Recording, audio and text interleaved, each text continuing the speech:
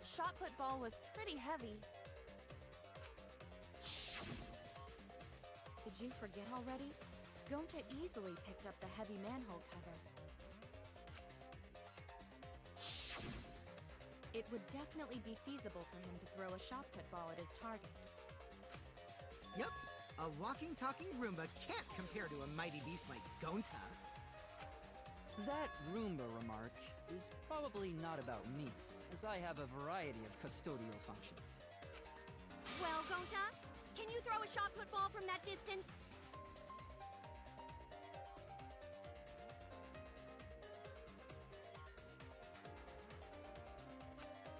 Yes, probably. You're too honest, Gonta. You're so cool, Gonta. You could be the ultimate shot putter. Well, I've heard enough. Gonta's the culprit. Wait! Gonta never hurt anyone! Not even insect! Gonta telling truth! Gentlemen never tell lies! Well, there you have it. What do you guys think?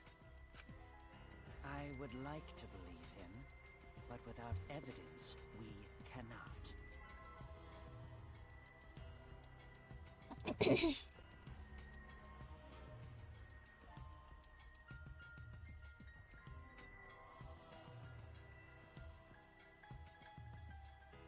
Frio.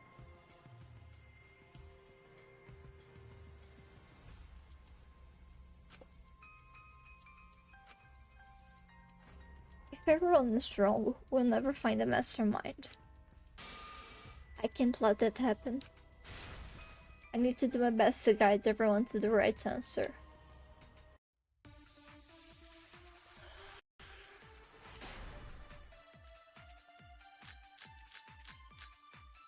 Oh, So we agree, Gonta's the culprit. because I can't Gonta the not culprit! count. Honest! A typical degenerate male excuse. Rantaro's corpse in the AV room door. Do line up with one another. There are no obstacles in the way. No If one opened obstacles. the back door of the library, one could throw a shot and strike true. No way the average person could make that shot.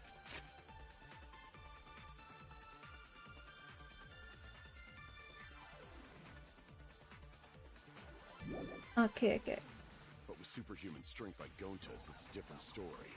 Afterward, to close the back door to the library, he would have used the rolled up projector screen again.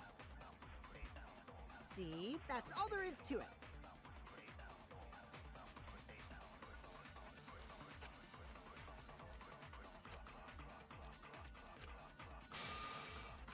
So we agree, Gonta's the culprit.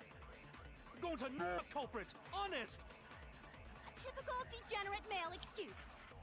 Rantaro's corpse in the AV room door. Do line up with one another. There are no obstacles in the way. No, that's wrong.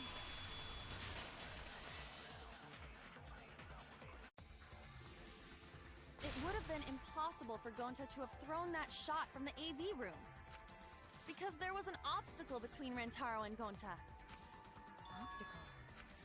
The moving bookcase. When Rantaro was killed, it should have been open. Yup, that's our evidence. The bookcase door was open when he was killed. Huh?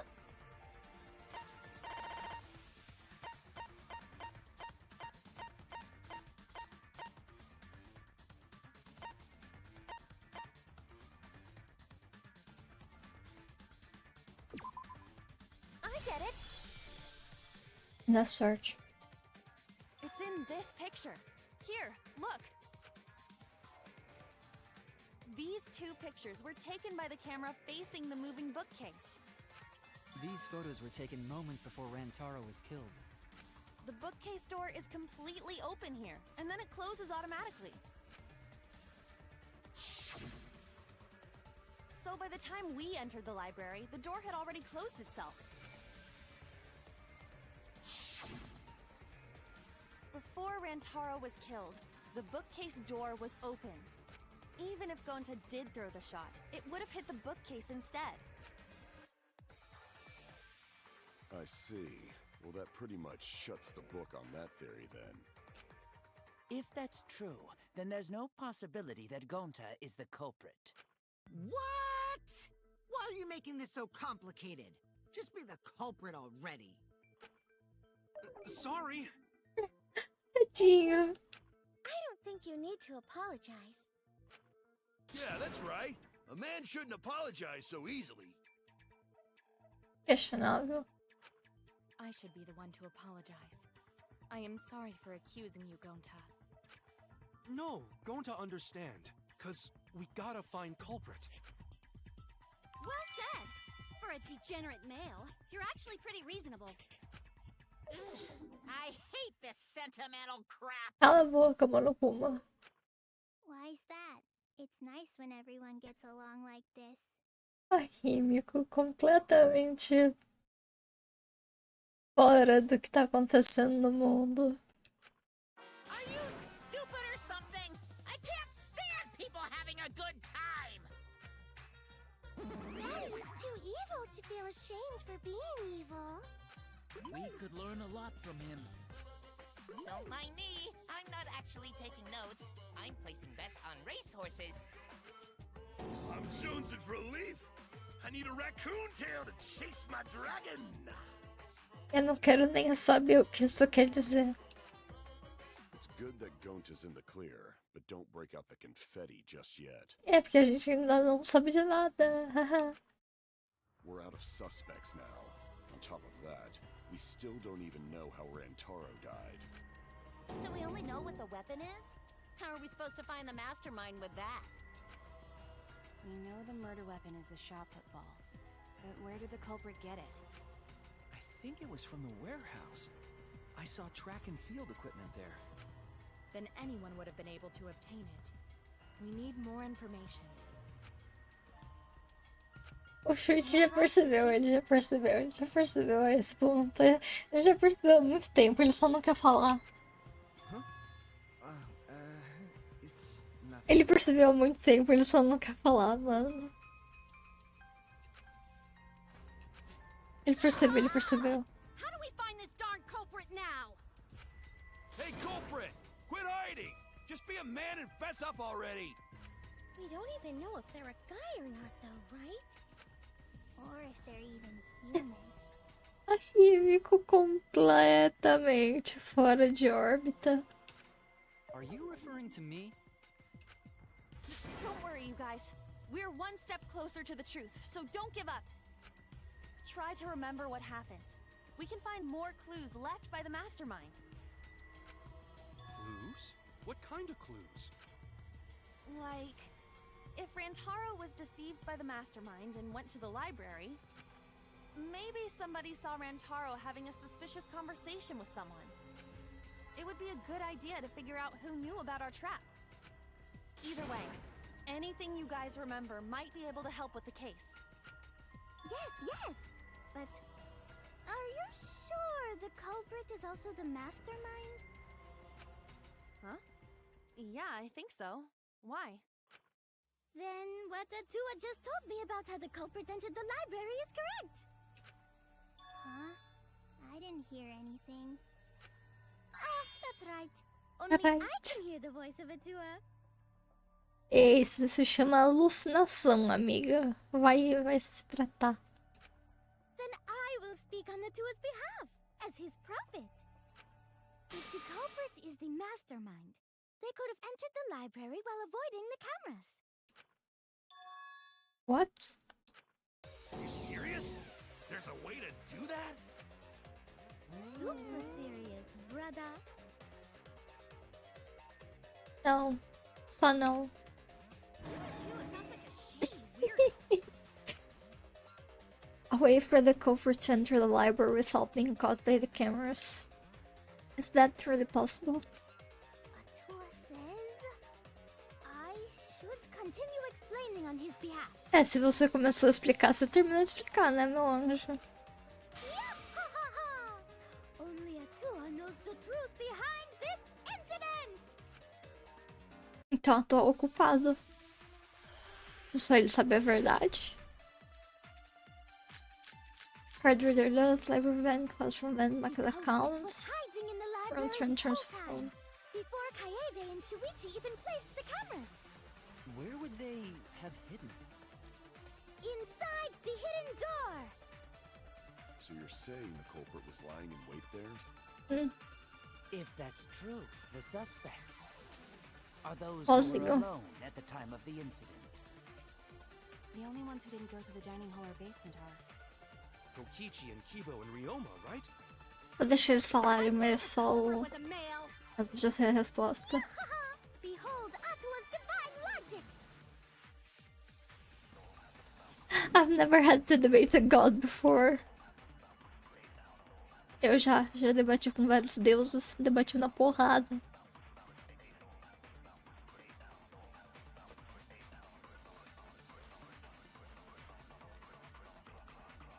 Kratos superior.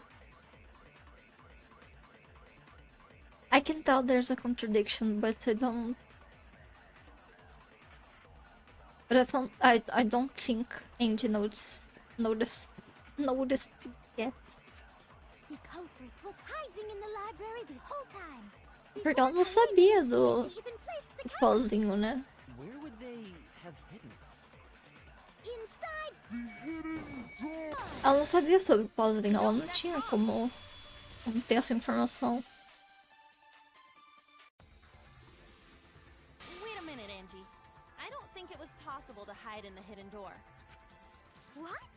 You dare challenge Atua? Sim. I don't think the hidden door was ever used. Huh? The dust is still it's still there. It looks like the card reader wasn't used. That means the mastermind didn't hide here. While investigating the mastermind, I placed dust on the card reader. If anyone swiped their card key, the dust would have fallen. We already confirmed during the investigation that there was no dust on the floor. The bookcase hadn't been opened, so I doubt anyone was hiding in there. The fog has lifted.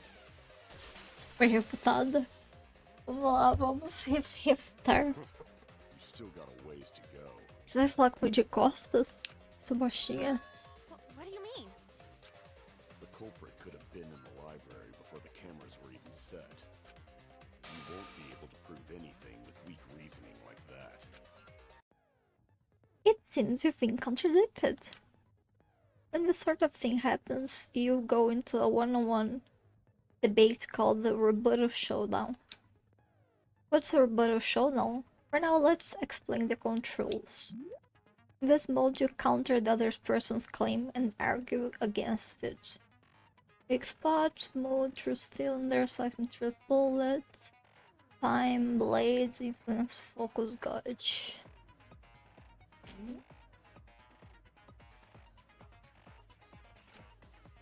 Move your truth blade with and align with your opponent's claims.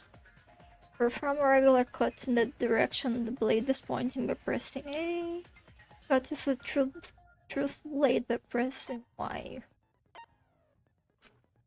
Oh, sorry, I forgot to tell you. In this mode, truth bullets will be called truth blades.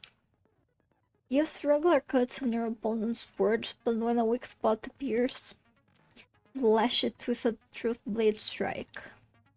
Of course, if you don't have the correct truth blade, you'll not be able to cut an opponent's remark.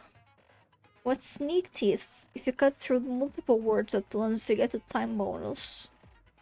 2 at once gets you 2 seconds, 3 is 3, the more you cut down the better.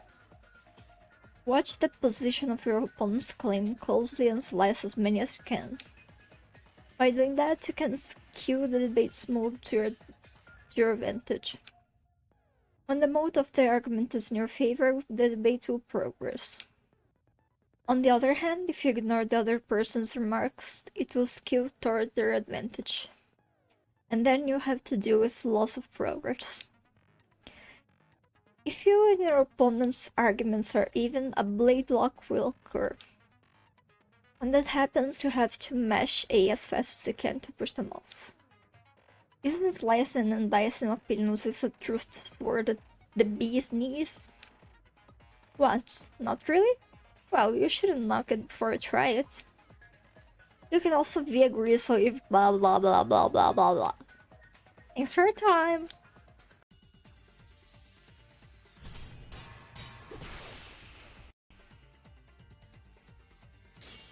The father has big loans from the other arrangements. Rule out the hidden door. The library's got no shortage of hiding spots. There's piles of books all over. Since the culprit was there before Não the tô camera was achando placed, o ângulo da they could have been hiding there, lâmina. took out Rantaro, then took off. I can't just listen to him and to refute it. No. Eu tô... Even if we rule out the hidden door, the library's got no shortage of hiding spots. There's piles of books all over. Since the culprit was there before the cameras were placed, they could have been hiding there, you know? They took out Rantaro, then took off. But if the culprit killed him and ran away, wouldn't they have been caught on camera? Not if they went back into hiding. Right after killing Rantaro. Then, once everyone's gathered around the body, all they gotta do is act like they just ran in. Rejoin everyone and we'd be none the wiser. Eu não acertei! I'm starting to see the holes in Romeo's argument. Tá, pera. Ah!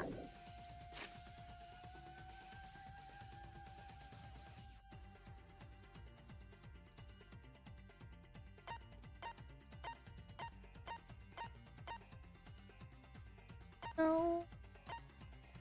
Tá nervosa. Textbooks. Tá, ele tá alegando que a pessoa voltou a se esconder. Eu tenho que ouvir o argumento dele de novo. Not if they went back into hiding. Right after killing Rantaro. Then, once everyone's gathered around the body, all they gotta do is act like they just ran in. Rejoin everyone and we'd be none the wiser.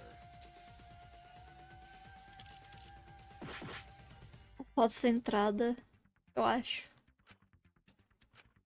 Not if they went back into hiding. Right after killing Rantaro.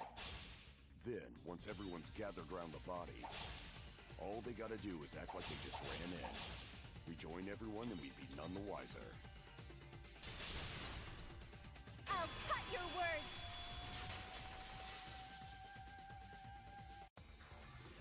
Homem. Culprit met him inside the library? That doesn't seem possible, though. Let's hear it then. What's your reason? If you take a look at the 3 pictures from the camera we placed near the front door, this is when Shuichi and I met up with Kaito and Tenko, and then rushed in. This one shows the other 4 people running in after they heard Tenko scream. And finally, everyone else coming in after hearing the body discovery announcement. You can clearly see everyone entering the library in these pictures. It wouldn't make sense if there was someone hiding in the library the whole time. Well, that does cover everyone now, doesn't it? I guess the one who still has a ways to go is me. Oh, bom. Don't worry about it. It's better to think about each possibility anyway. Right, Shuichi?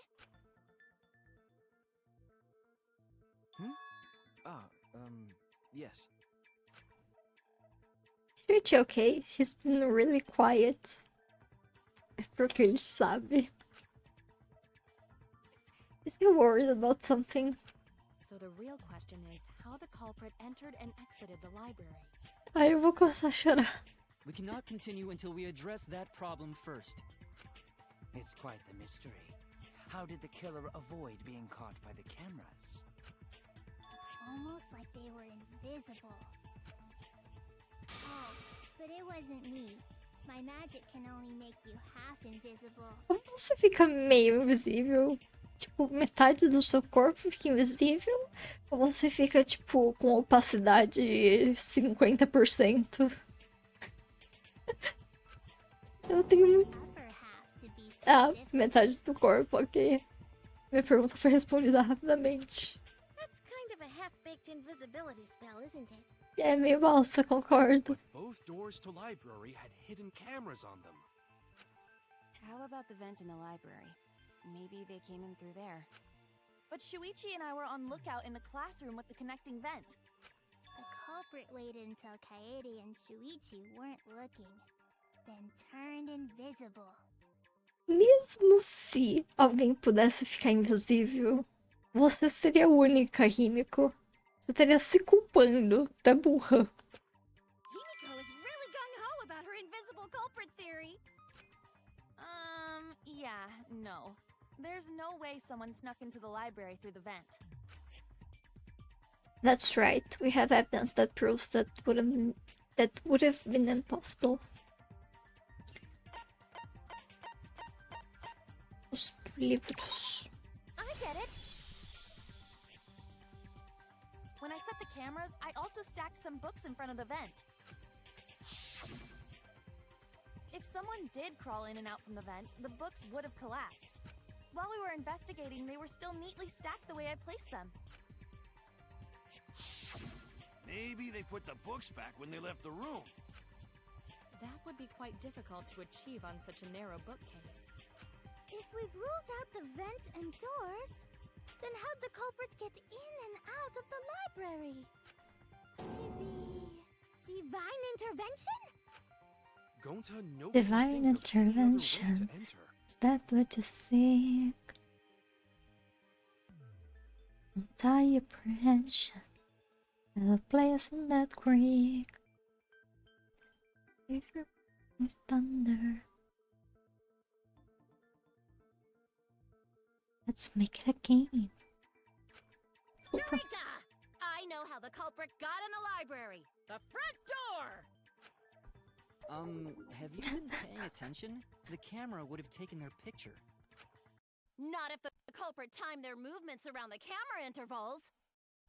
Mil, você é a única que sabia dos intervalos de câmera, eu acho.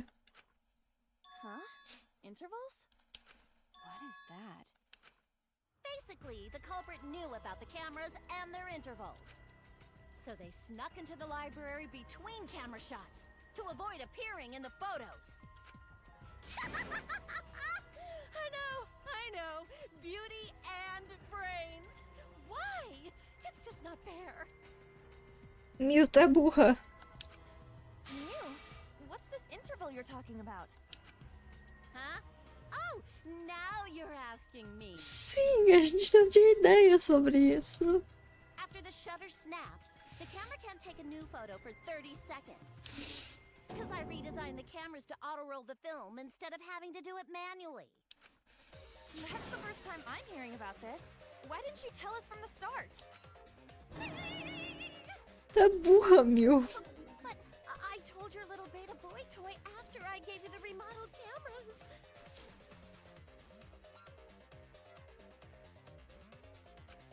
What? Shuichi? I'm sorry. I guess I forgot to tell you. Clima baixou. How could you forget to tell me? I didn't think it would affect the plan. I didn't realize it would matter. Clima pesou, clima pesou. I guess I just forgot to mention it. I'm really sorry. I forgot. What a pitiful excuse. Yeah, that's pretty much a lie. Olha quem disse. No, it's not a lie. He probably just forgot. There was so much going on at the time. It's only natural to forget, you know? Uma coisa tão importante dessas, Kaede. Sei não.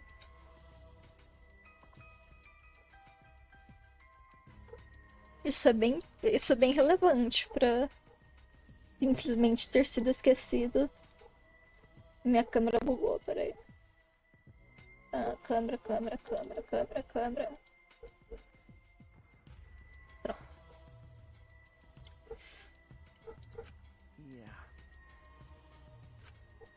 Let's put that aside for now and talk about the camera intervals.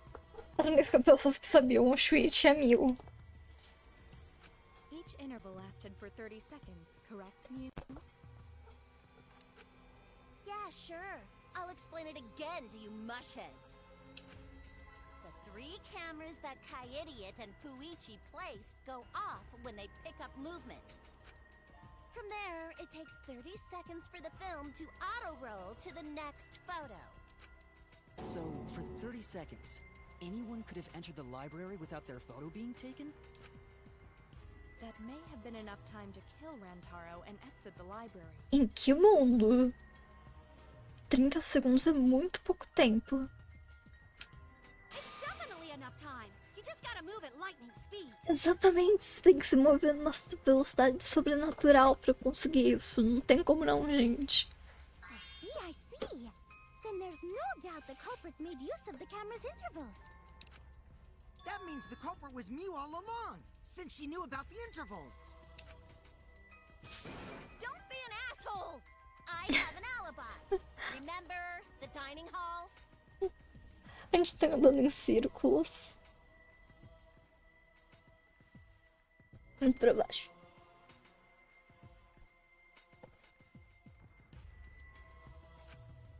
Oh, yeah. Well, who else knew about the intervals? Now, who was it again?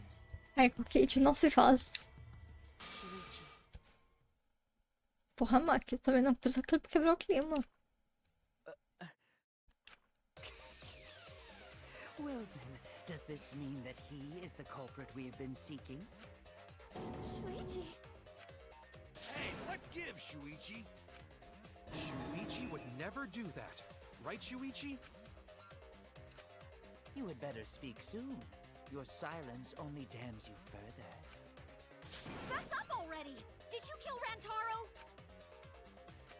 Hey, Shuichi, what's gotten into you? Don't tell me you're gonna plead the 5th now. Oh man, this is getting good! Entertain me, peasants! No way, Shuichi can't be the culprit. That's definitely wrong, there's no way. I refuse to believe Shuichi is the culprit. That's definitely not possible. Ai. Nossa, eu parei a outra live, tipo, a 10 minutos do intermission.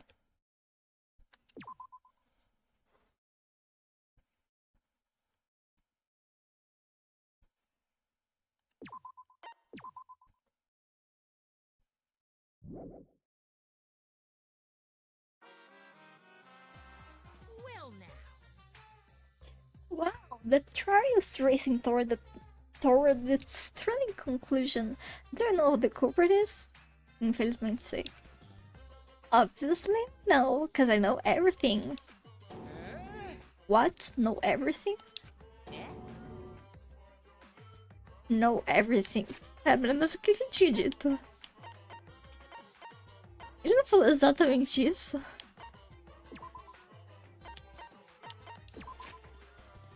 What? Know everything? Know everything. Hã? São os monocubs, não tem por que tentar entender eles. David knows everything about anything. He basically traded his bearhood for godhood. Yes, he has betrayed his ursine ancestors. Traded? No, I'm still obviously a bear. It is obvious, right? Right, you guys? Yeah, sure ain't no fish, but they damn sure smell like one. Now then. Anyway, since I know everything, I'll give you the whole story later. Try your hardest to nab the culprit, and believe me, that's no lie. If I lied, I would shake the game to its very foundation.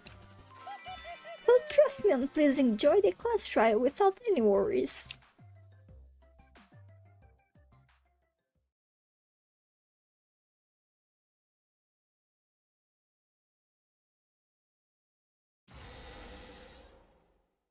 I feel like we're getting close to the goal Teve pausinha pro banheiro. O Class Trial tem pausinha pro banheiro. I don't know who the culprit is, but I'm not paying attention, so it's okay. Yeah, but there's one thing we do know.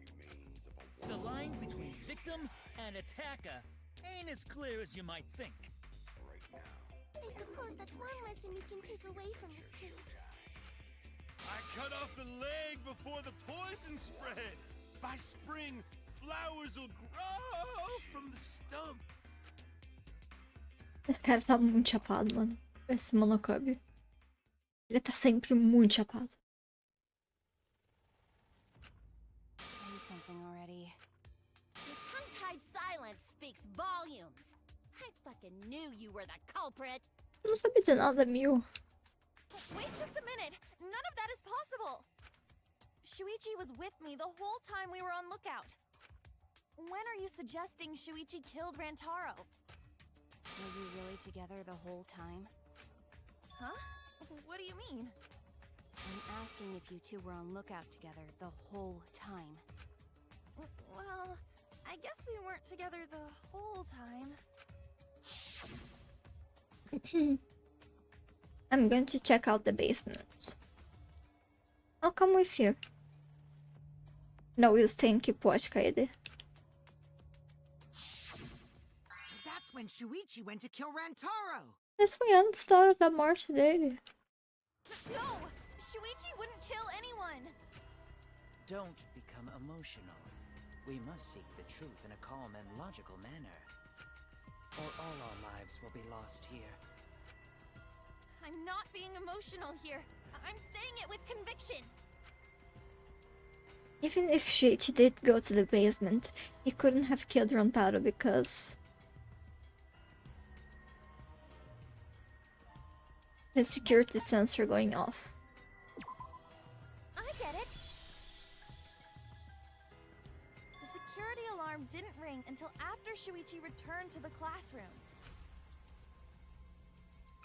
It only rang after Rantaro moved the hidden door, which means he was still alive. If Shuichi was with me when the alarm went off, then that means he's not the culprit. By the way, I want to confirm one thing with you, Kaede.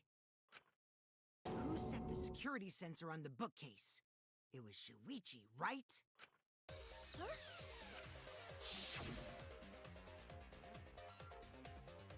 Set up the camera that's connected to the security sensor. I'll set it carefully so the camera has a clear shot when the mastermind moves the bookcase. Let me take care of the security sensor on top of the bookcase. And we'll set the cameras near each door. Yeah, Shuichi was the one who set up the security sensor. What about it? Did you actually check for yourself if the sensor was set on the bookcase, Kaede? No, I didn't check. Did it ever occur to you that Shuichi could have lied about setting the sensor? A lie? Shuichi pretended to place the sensor on the hidden bookcase door. But in actuality, he was holding it the whole time. And when he met up with you, he secretly triggered the sensor to make the security alarm go off. Que cara assustadora.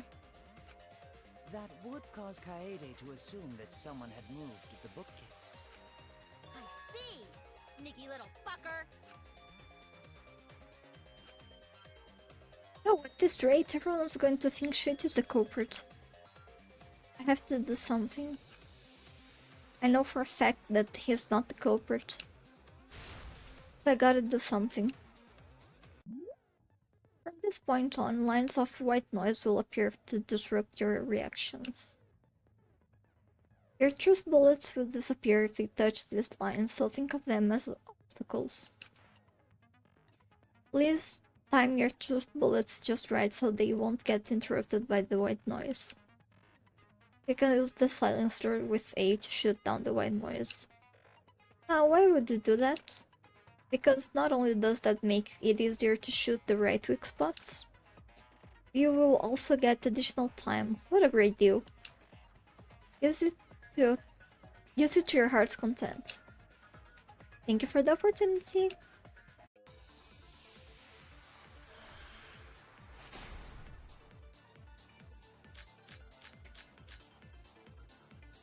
The security sensor was armed, but the moving bookcase isn't what triggered it. As it turns out, Shuichi had it the whole time.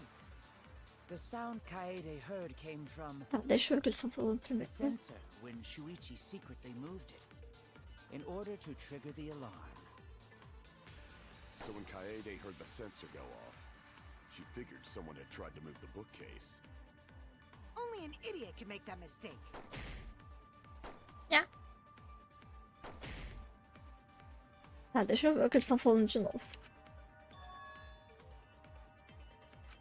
The security sensor was armed, but the moving bookcase isn't what triggered it.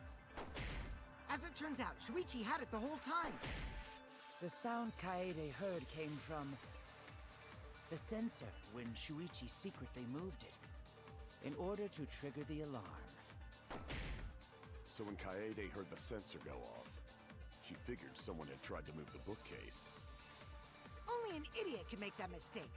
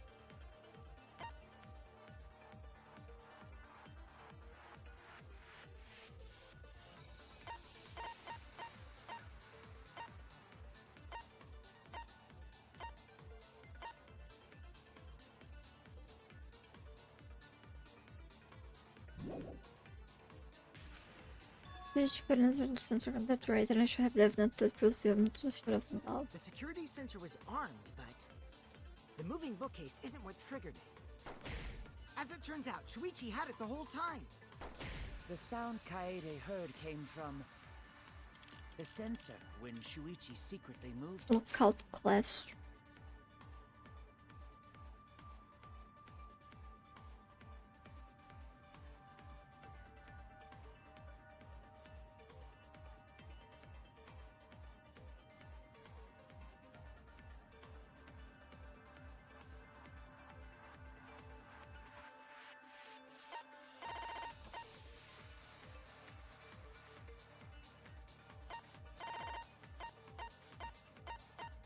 E as fotos?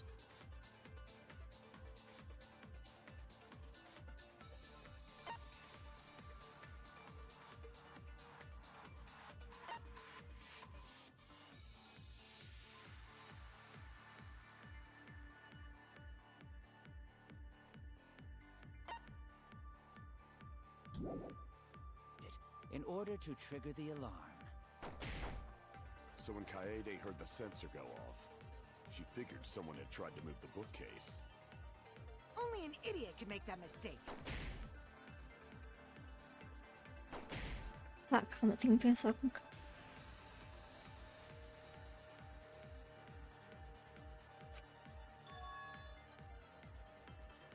Ele não podia estar o sensor com ele. E eu tenho evidência que prova isso. The security sensor was armed, but the moving bookcase isn't what triggered it. As it turns out, Shuichi had it the whole time. The sound Kaede heard came from the sensor when Shuichi Nice.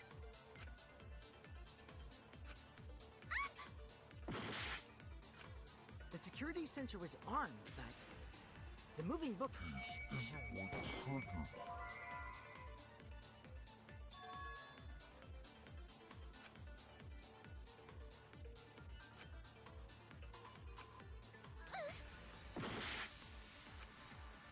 security sensor was armed, but the moving bookcase isn't what triggered it. As it turns out, Shuichi had it the whole time. The sound Kaede heard came from the sensor when Shuichi moved it. In order to trigger the alarm.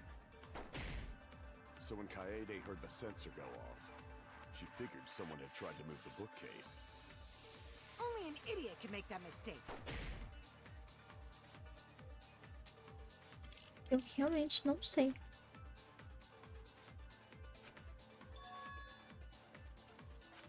The security sensor was armed, but the moving bookcase...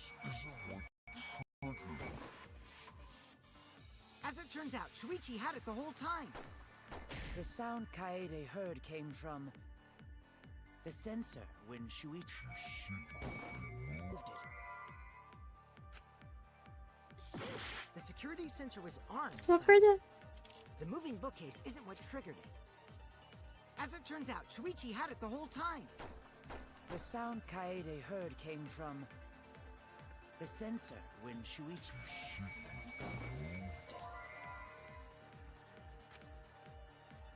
it. The security sensor... Come on.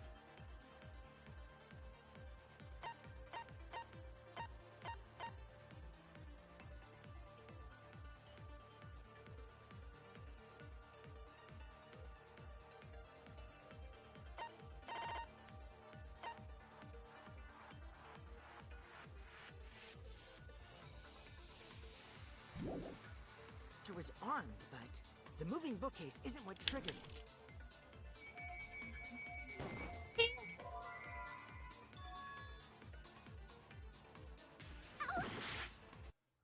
Okay. What should I do? I don't think I can do this anymore. Is everyone suspecting me? Done debating already? Well, this next part's mandatory, so let's get it over with. It's voting time! Is there nothing else I can do? Retry. We won't give up!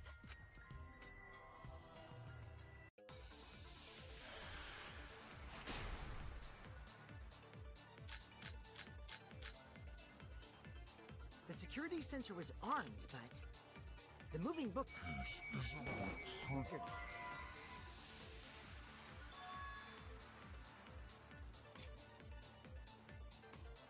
If Shuichi was in charge of setting the sensor, then we don't know if he actually did it.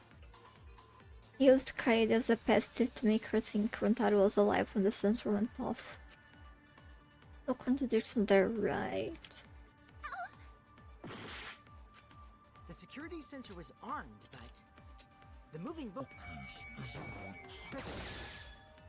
No, that's wrong!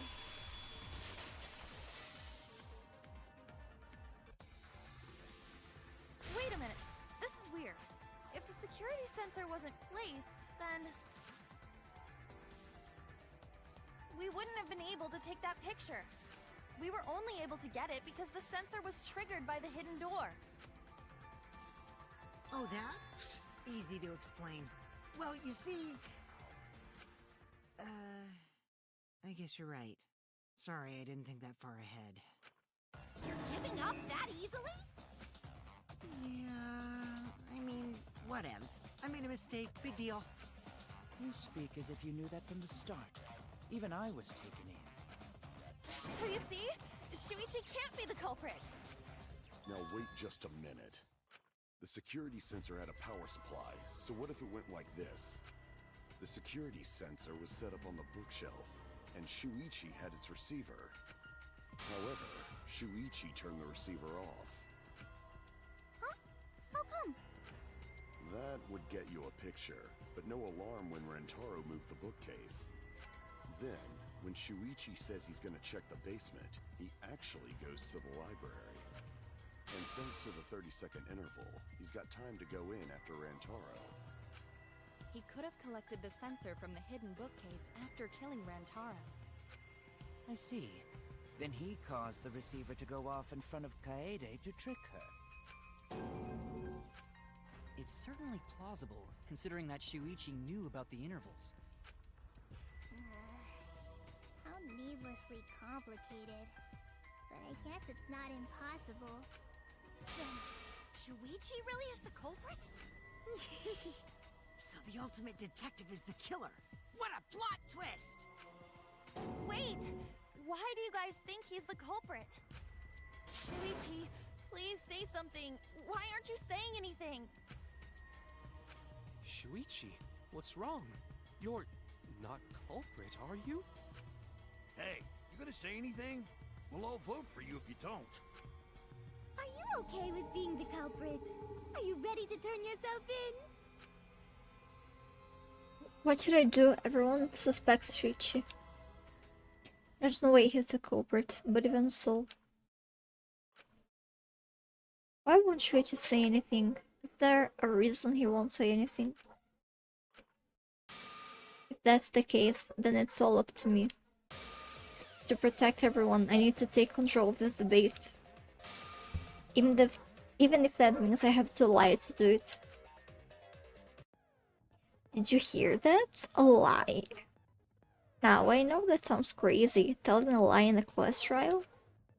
But sometimes telling a lie is necessary to reach the truth. Oh, but don't worry, there are no lies in this tutorial.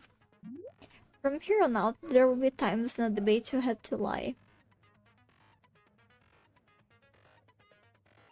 Quick spot through cylinder, lie bullet.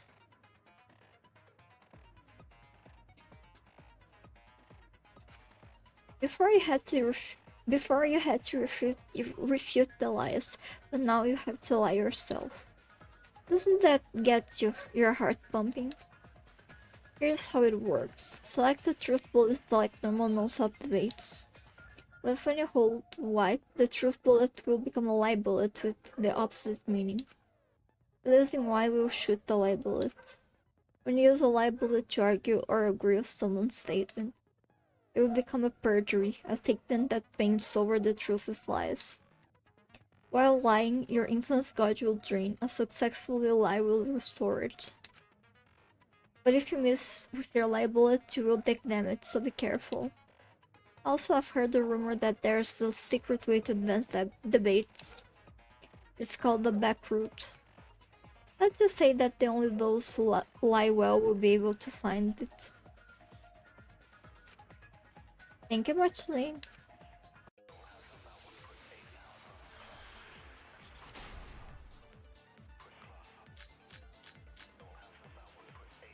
Let's go over the case one more time. The security sensor was placed on the moving bookcase. Shuichi also had the receiver. But he had it turned off.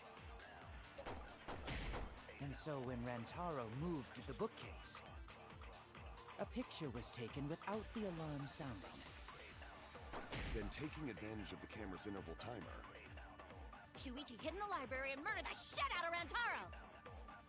And then, he grabbed the security sensor from the bookcase and returned to the lookout spot. Afterwards, he set off the receiver in front of Kaede on purpose to make her think the murder had just happened. Praise be to Atua! We've solved this case! So Shuichi was just using Kaede. Basis for their suspicion that Shuichi had the receiver for the security sensor. If I can argue against that, everything should be okay. I have to retake control, I have to tell a lie so I can get closer to the truth. Let's go over the case one more time. the security sensor was placed on the moving bookcase. Shuichi also had the receiver. But he had it turned off. And so when Rantaro moved the bookcase, Thank the you. picture was taken without the alarm sounding. Then taking advantage of the camera's interval timer,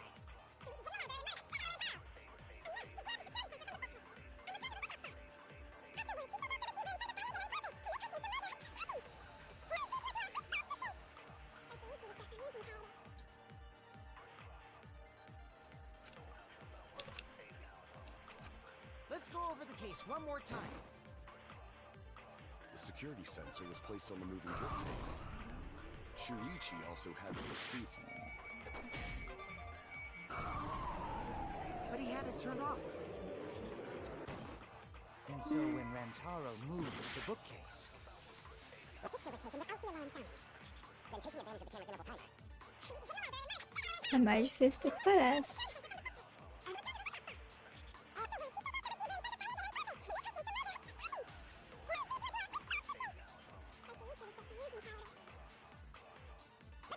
More time. The security sensor was placed on the moving bookcase. Shuichi also had the receiver. But he had it turned off. And so when Rantaro moved the bookcase, the picture was taken without the alarm sounding. Then taking advantage of the camera's interval timer.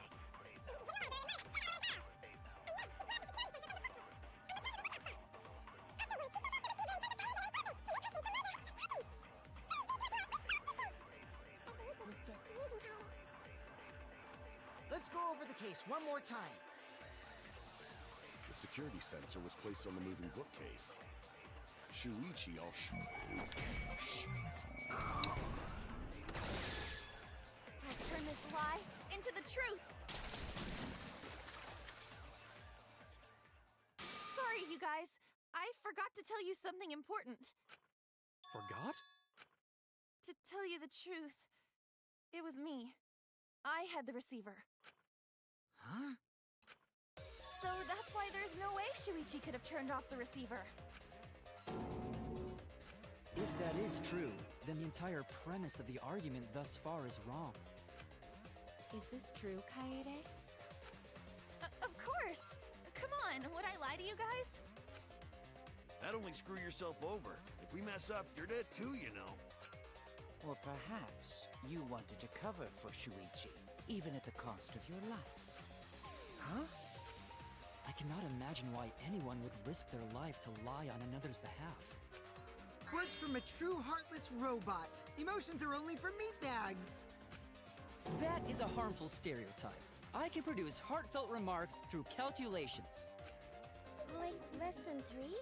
Those kinds of calculations? It's not so unthinkable. All hearts are blind when faced with radiant love. Doing anything for the one you love. Hasn't everyone felt that way before? I most certainly have, at least.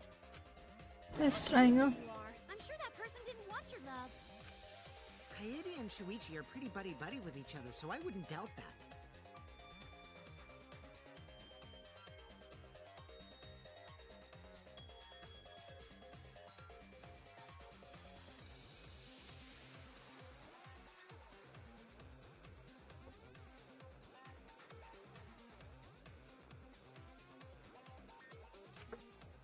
Plus, the way Kaede just acted right now, I'm pretty sure she lied. A talented liar like me can spot other people's lies easily. Well, what do you guys think? To believe or not to believe, Kaede? I do want to believe Kaede, but Shuichi does seem pretty suspicious. He has been strangely quiet for a while now, which is classic degenerate male behavior. Yeah, I agree. Shuichi is the only person here who's suspicious. So we all agree that Puichi did it? Then let's just vote already! No, I still think it is too soon to determine the culprit. I agree. I sort of can't believe that Shuichi is the culprit. Yeah, this ain't right. I agree. But I don't know if Atua agrees. 'Cause right now it's his nap time. This is quite troublesome. It seems our opinions are on opposite ends. How are we supposed to decide? We're split, right down middle. Hold on! Split? Did you just say split? You did! I heard it! I heard it with my belly button microphone! So wait, your ears don't do anything? The Ultimate Academy is proud to present its very own more phenomenal trial grounds! More phenomenal trial grounds? The trial grounds are gonna morph? Seriously? I totally want to see that!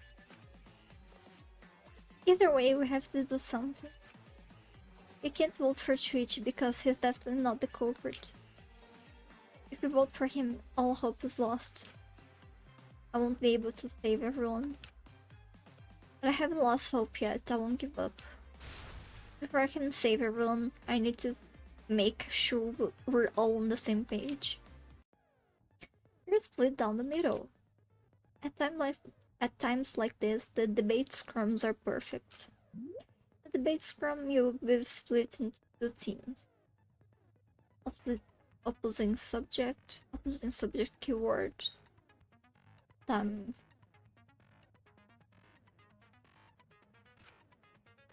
you argue your opinions against each other.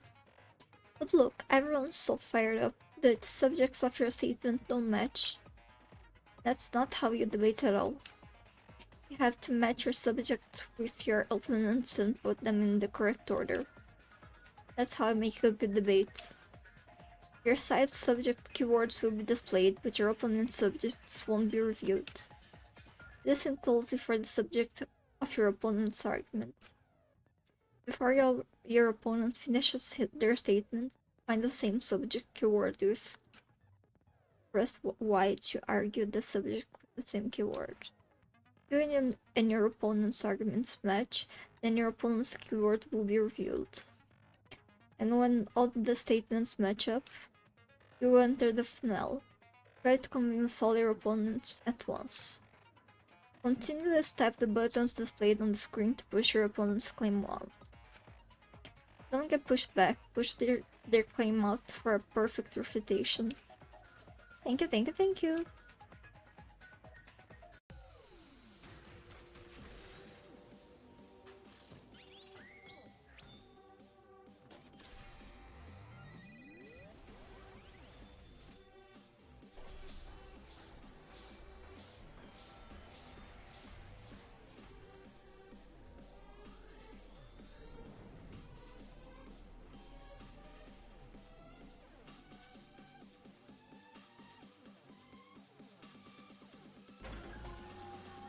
Shuichi the culprit.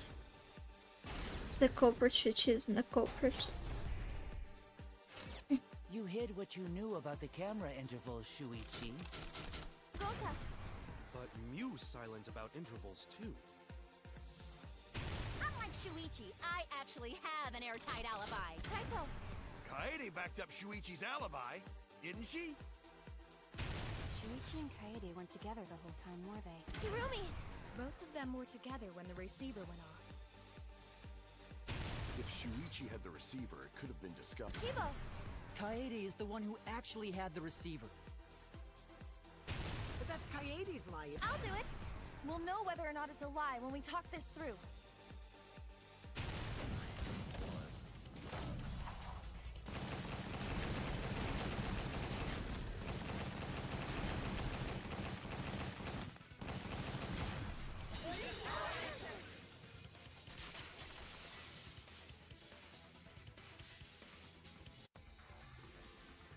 Everyone, you have to believe me.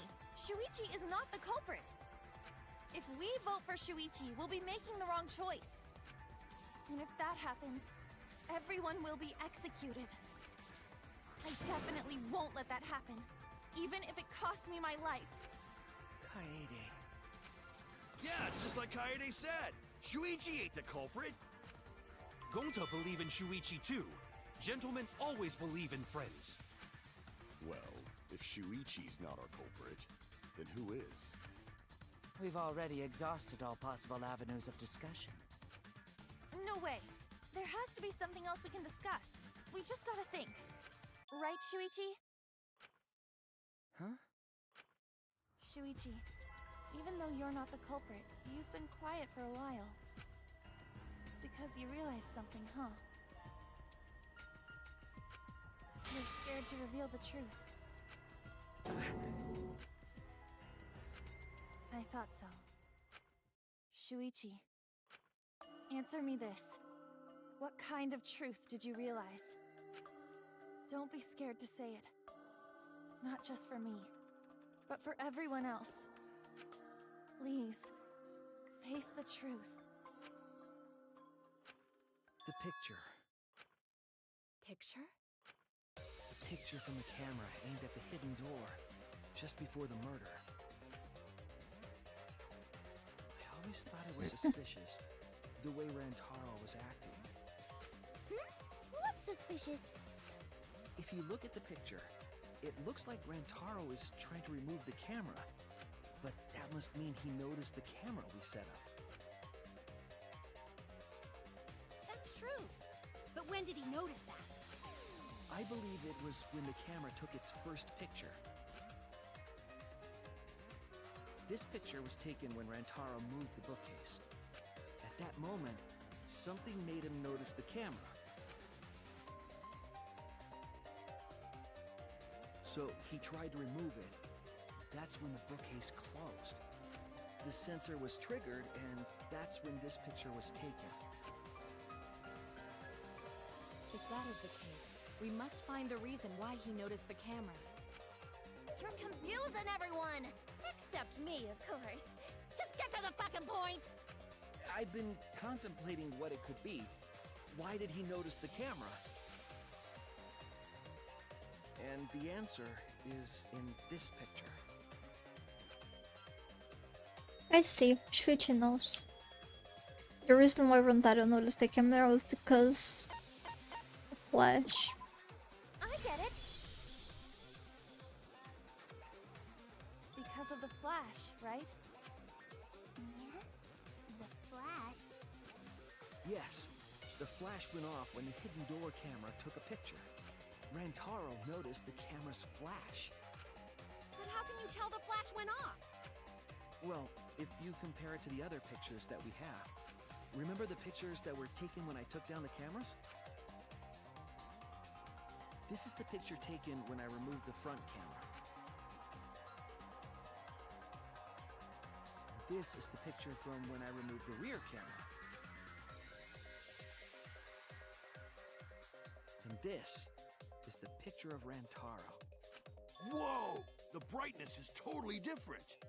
Same room, circumstance, and camera. And yet, there is a disparity in brightness. Because only the camera aimed at the hidden door had the flash turned on.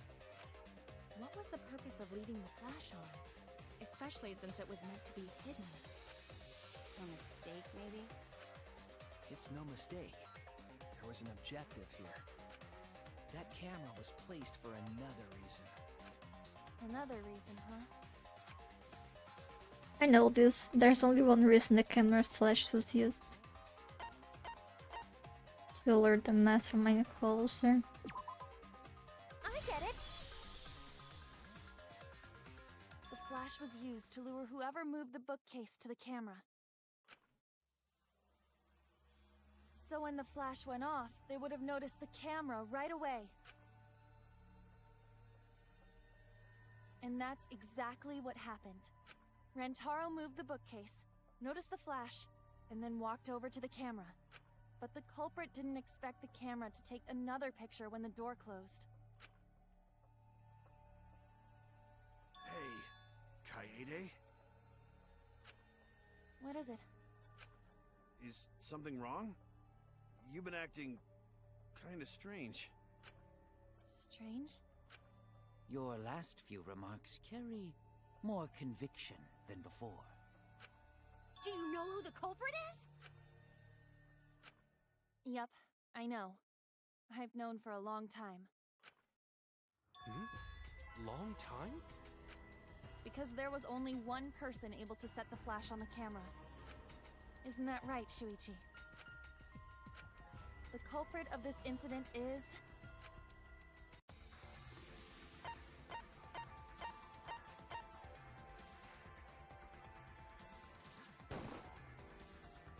no doubt about it.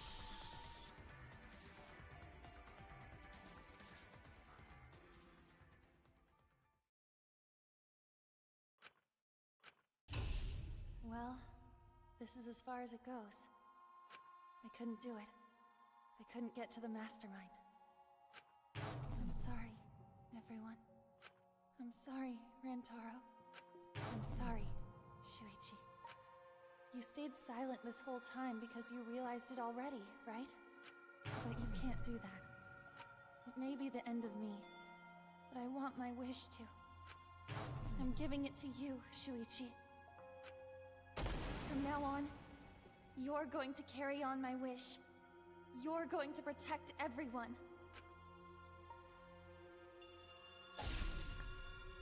Kaede, I know what you want me to do. That's so cool. It's cool, but I understand. I'll do it. You can trust me. I won't let your wish go ungranted.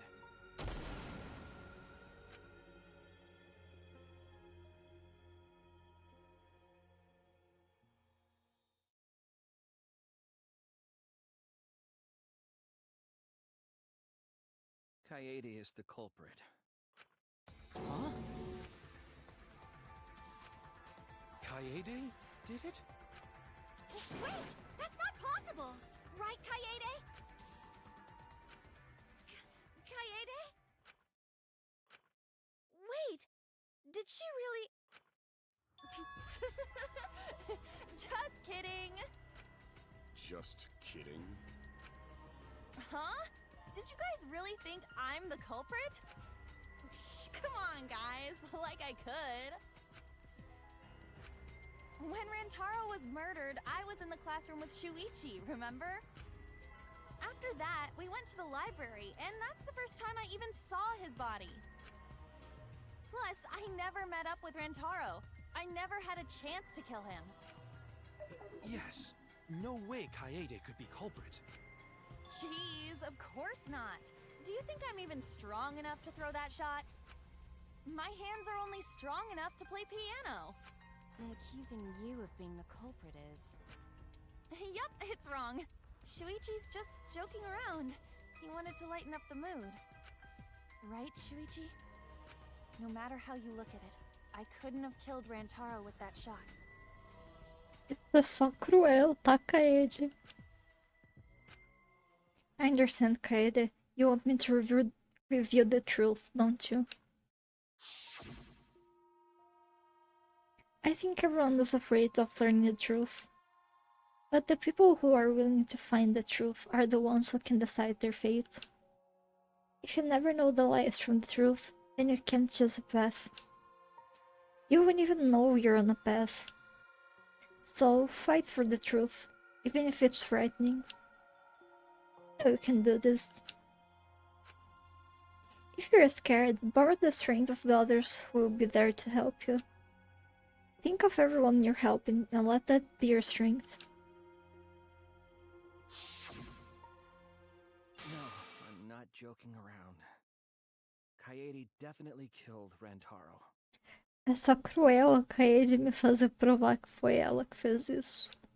What the hell did you just say? It seems as though Shuichi is serious after all. Of course I am. Why don't you tell me then? How did I kill Rantaro with that shot? Yeah, how? You and Kaede were together the whole time, weren't you? How Kaede killed Rantaro with a shot put ball should become clear when you consider where she used it. Where she used the shot put ball? Huh? What?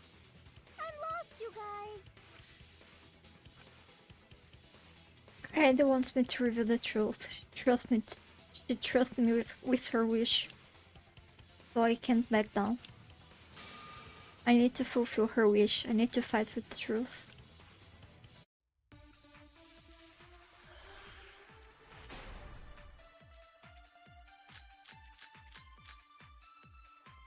I have an alibi.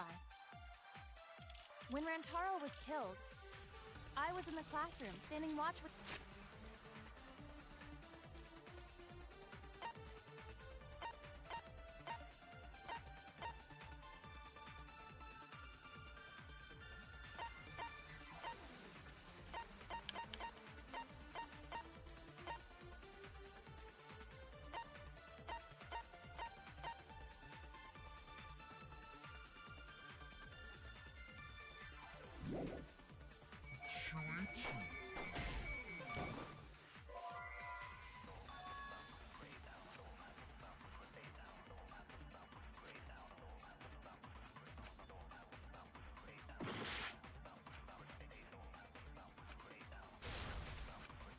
have an alibi. Eu peguei uma When coisa Rantaro errada. was killed, I was in the classroom standing watch with Shuichi. Kaede never saw Rantaro. And how'd she kill him? It's important to establish where the culprit used the shot. We know that it was in the library.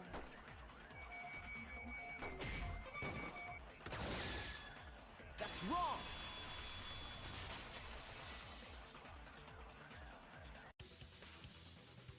Kaede didn't use the shot put ball at the scene of the crime. She used it at the first floor classroom, where we were keeping watch. Hold up. How could she have hit Rantaro with a shot from a different floor? She rolled it. She rolled the shot from the first floor classroom and hit Rantaro. I am skeptical that she could perform such a feat of accuracy. So it was a magic shot put ball? Yeah, that's not possible. It is possible. If you do it at the right spot in the classroom, it will reach the library. So it seems you already knew about that. Didn't want to figure that out. I didn't want to know. But I can't turn away from the truth. The place she rolled the shot football to move it from the classroom to the library. I know this. When you need to deduce a keyword, you will be thrown into Hangman's Gambit version 3.0. The objective is to select the letter words in the right order to create the keyword. Press A to activate the flash spot to read the illuminated letter orb. Where the letters are illuminated, you will not be able to actually select a letter orb.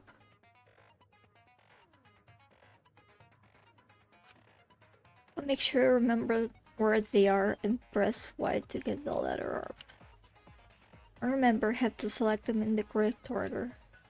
Deduce the keywords from the letter orbs that you can see in the flash spot. The flash spot uses focus energy, so use it wisely. Waves of light will also occasionally cross the screen, so you can read the letter orbs then. So take advantage of that as well. Thank you for listening to me.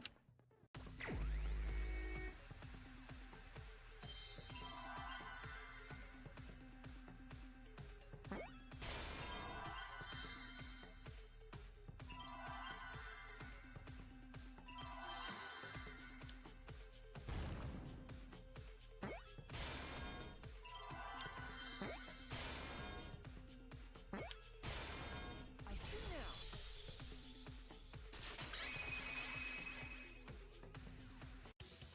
The classroom's bent. If you were to roll the shot in there, it would reach the library. I see. That air duct connects the classroom to the library. So, the shot is rolled into the vent, passes through the duct, and comes out of the air vent above the library bookcase. But how could she have hit Rantaro from all the way over there? The vent was way too far from Rantaro's body. So it was just a coincidence? What kind of coincidence is that? What a mystery. Oh, I already know the answer to that as well. It was no coincidence. The culprits set it up that way intentionally. If I'm remembering correctly, there was something off about her then. Damn it, how could I not realize it? It's too late to regret the past. I said I wouldn't back down. I made a promise.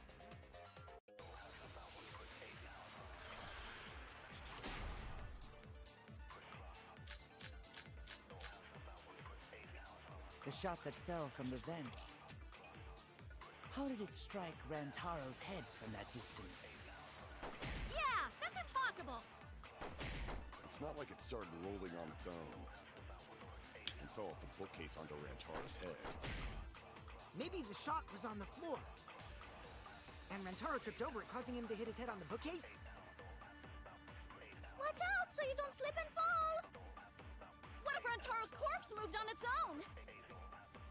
Like he was standing under the vent when the shot hit his head. Then he walked a few steps before he finally dropped dead. Hey, Shuichi. Don't lose sight of the truth.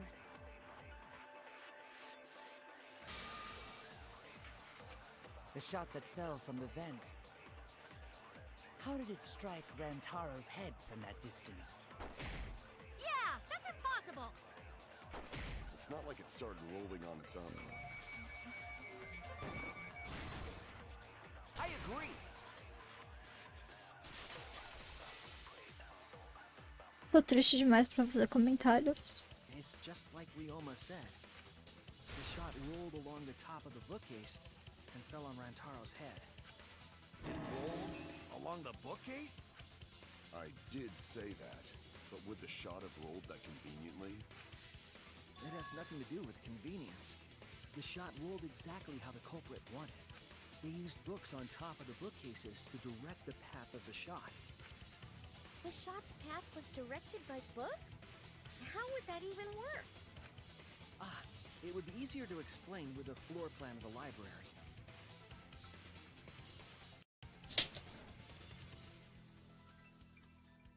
Vou tomar banho. Já volto.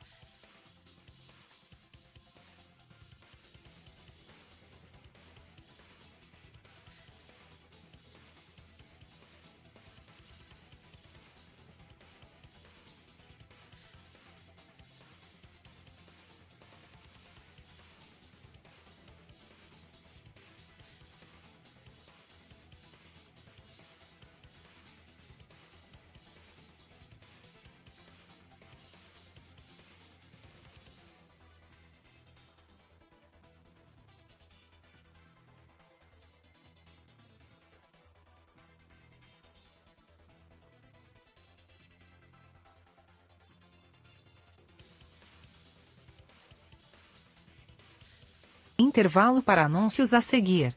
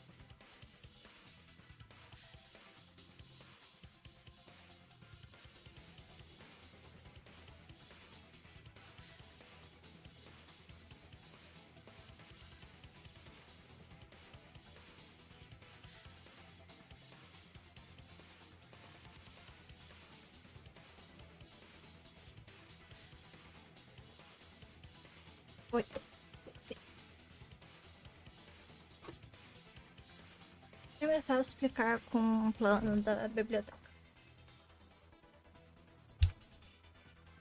Oh, that's right. Someone did have a floor plan. In fact, that might be concrete proof of my theory. I remember one of them having the detailed floor plan. Neil. That's it. Neil usou os drones pra fazer o plano. I recall that during the investigation, you said you would use your drone to make a floor plan.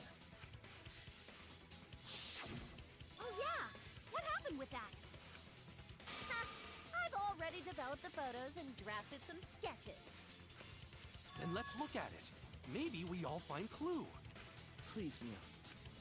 Oh, want him that badly, huh? Fine.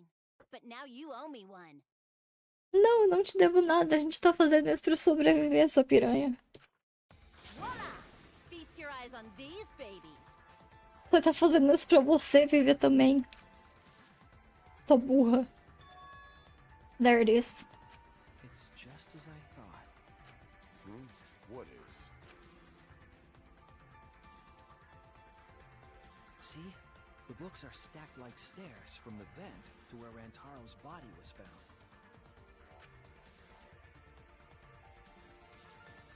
Oh! Shuichi is right! Indeed, they are stacked like stairs. I did not notice when I looked up from the floor. I see. The shot rolled on top of these books, eh? Yes, I'm sure of it.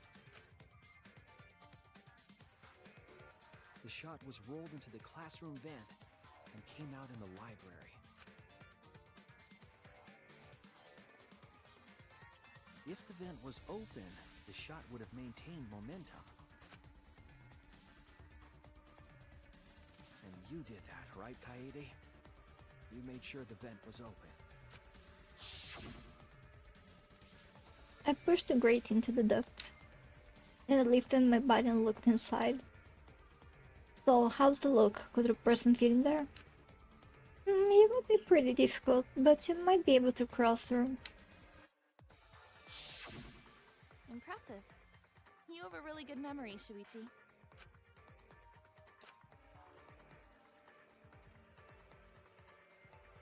When the shot came through, the stacked books made it change direction.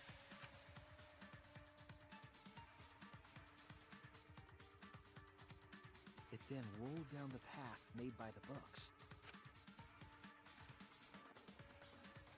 The books were stacked in rows so that the shot wouldn't fall off.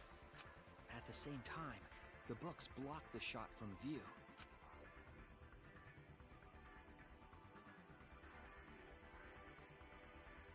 Then, when the ball was directly above Rantaro, it changed direction, rolled along the groove of the open books, and fell on top of his head.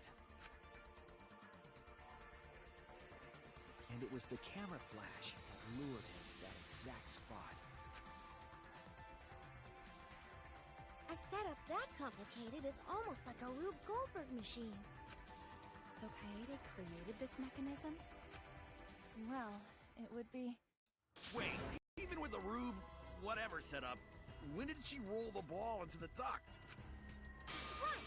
Wasn't Shuichi with Kaede in the classroom? When did Kaede roll the shot put ball? I had to have been at just the right time to kill Rantaro. It had to. I either rolled the shot when she was leaving the classroom. That's it! The moment we ran out of the classroom. When the sensor went off, I ran out first, and then Kaede followed.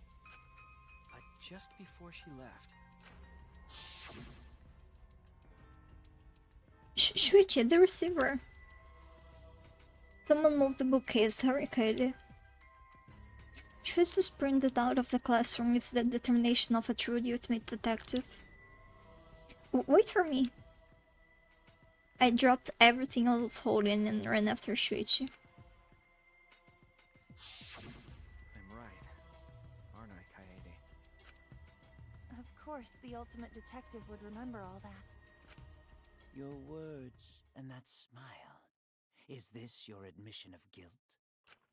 Hold on! Don't just jump to conclusions! I've still got a lot of questions. That's weird. Why do you sound so desperate? There's nothing weird about it. There's just no way I can believe someone like Kaede would be the culprit.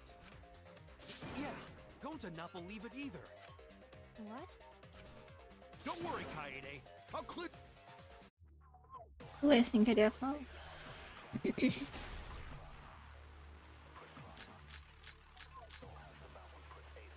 I refuse to believe that Kaede is the culprit. I still have my doubts. Kinda doubts. Doubts about the noise, of course. The library should have been quiet, right? If that shot was rolling through the vents, it would have made a ton of noise. Indeed, so much noise. Rentaro would have heard. Talvez seja aqui que eu tenho que coisar. Não, lá na biblioteca. I was wrong. Tá, é I na refuse to believe that Kaede is the culprit. biblioteca I deveria still estar have my quieta. doubts. Kinda doubts. Doubts about the noise, of course. The library should have been quiet. If that shot was rolling through the vents, it would have made a ton of noise. Indeed, so much noise. Rentaro would have heard. Yeah, some noise ain't a big deal. Of course it's a big deal!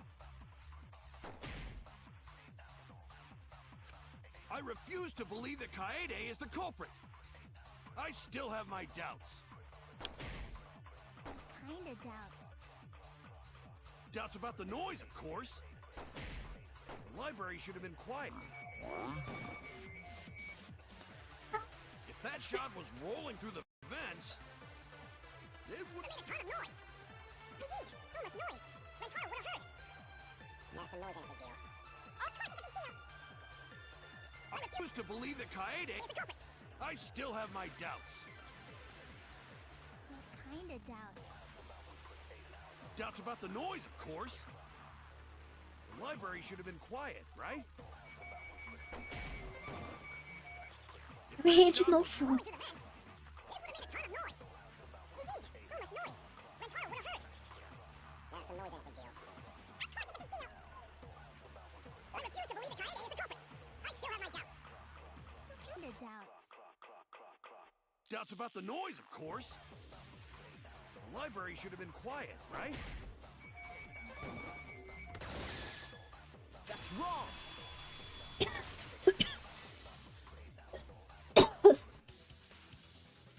The murder occurred while the Killing Game promotional video was being broadcast.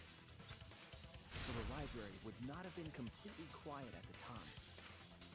Oh. So that ghastly video drowned out the sound of the shot rolling. What? Kaito, are you done now? Damn it! So it's true then? You're saying Kaede really is the culprit? So that means most of Kaede's sins were committed right before Shuichi's eyes. That's correct. I was with her in the classroom. And when she moved the vent grate aside. And when she lined up the books on top of the bookcase. There are way more books here than I expected. The top of the bookcase is covered end to end with cluttered stack of books.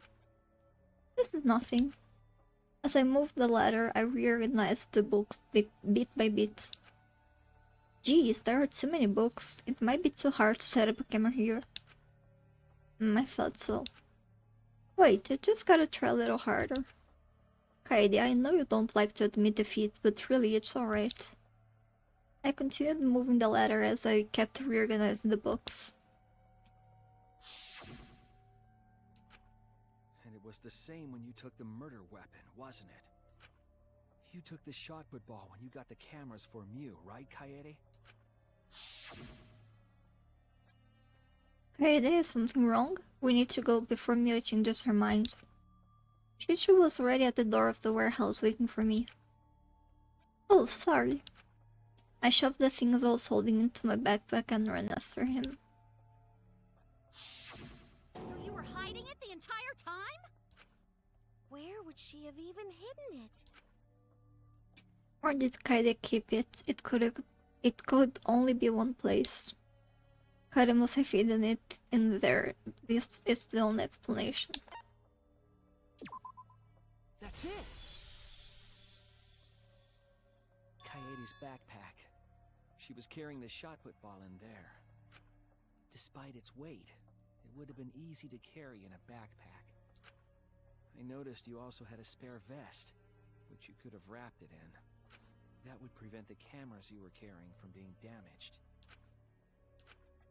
Then that means all of this happened right in front of Shuichi. But we should not blame him for that. None of those actions warranted suspicion at the time, so we might not have noticed. That clears it all up then. Every part of the crime Kaede plotted. That can't be. It's gotta be mistake, right? But if all of that is true, then that's pretty unfortunate. I mean, it's Kaede, you know? She kept preaching about working together, and then she goes and kills in cold blood! No, something still doesn't fit. What doesn't fit? Kaede wouldn't do something like that. Huh? You mean she's not the type? But you were the one that said she did it, right? Yes, I did say that. But murder in cold blood is just not in her character. I truly believe that. I believe in her. But why? Why do you still believe in me, Shuichi? Why? Tell me why! Why are you doing this? Are you still looking away from the truth? Not at all. My belief in you is going to lead me to the truth. I'll show you what's behind all this. I'll show you your truth. I know, this is getting crazy, right? But it's time for another tutorial. Your opponent is on the ropes, but they're in argument armament mode and won't listen to you. You have to remove their armament to refute what they're saying. That's how argument armament works. The objective is to destroy all your foes' armaments and then strike the finishing blow.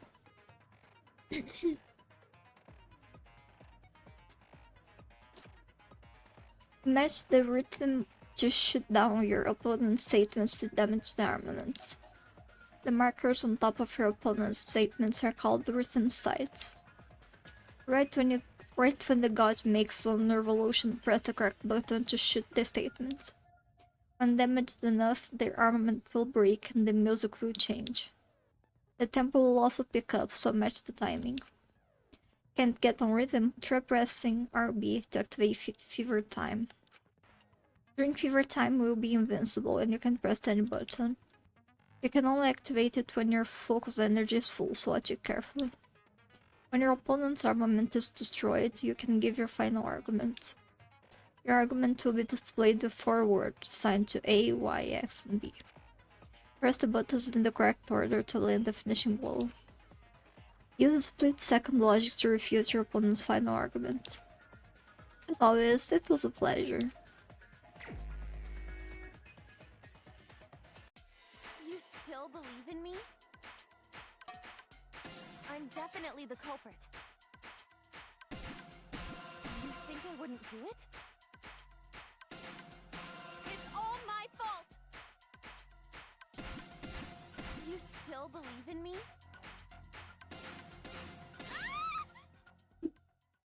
I'm the one who killed Rantaro!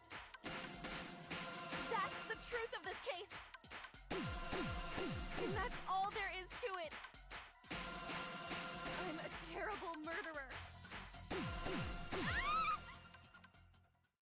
Please stop! Just stop! Remember what I told you? You have to fight for the truth. Shuichi, I know you can do this.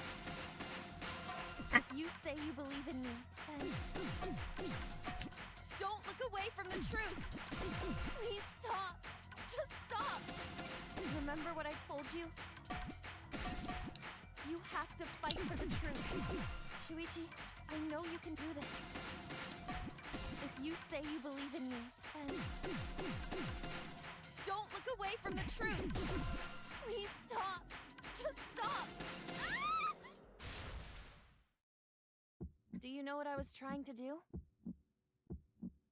Kill the mastermind.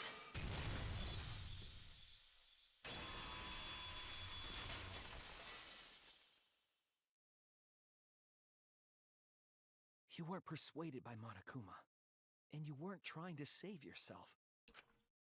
What you were trying to do was kill the mastermind. Kill the mastermind? Kaede wasn't targeting Rantaro. She was targeting the mastermind. She was trying to end this killing game. She was trying to save us all. Isn't that right, Kaede? I see!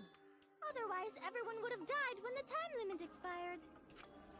So, she tried to end the killing game by killing the mastermind? But it's all my fault. Kaede trusted my detective skills. I told her the mastermind might be there. And that's why she set that trap. It's all my fault. She trusted my detective work and I screwed it up. Stop. It's not true. Please, don't say it's your fault. It'll be harder for me. Ah, não tá querendo chorar. None of this is your fault. It's mine. Everything's my fault. Kaede.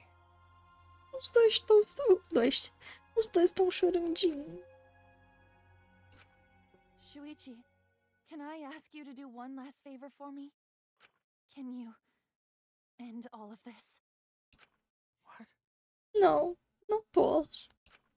I want you to reveal everything that happened and convince everyone. And then, I want you to end this.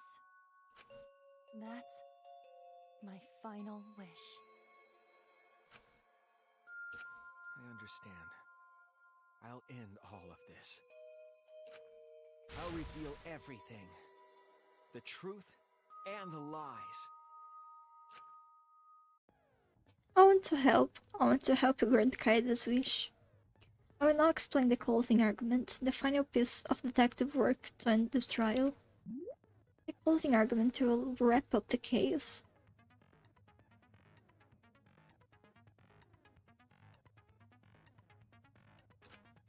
You have to reproduce the order of events in the case in the form of comic book. But this recreation is just treated deduction, so there are gaps here and there. Gaps are areas where a number of pieces are missing. After selecting the panels with press LS to move the cursor over the gaps, and fit the panel in the empty space with Y. Only the correct panel will fit. Compare the empty space hints with the stock panel hints to complete the comic. There will be some panels that you cannot select at first. Filling up some gaps correctly will unlock the other panels. Press LB and RB to switch pages and start filling in as many as you can. Thank you, thank you.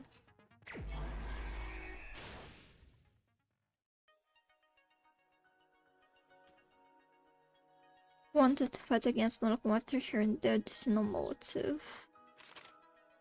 Who has to modify the cameras? What was the murder weapon found in the warehouse? What did the culprit do with the library's vent?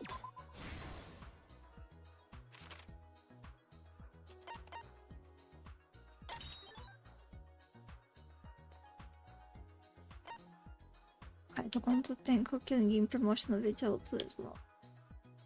What books did the culprit set up last? Tem outros aqui. What did the culprit do with the modified camera? Turn on the flash function.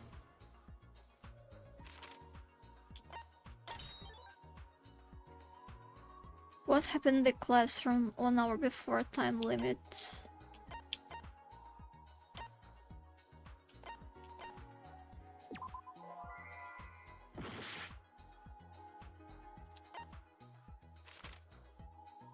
Where was the shot put overruled?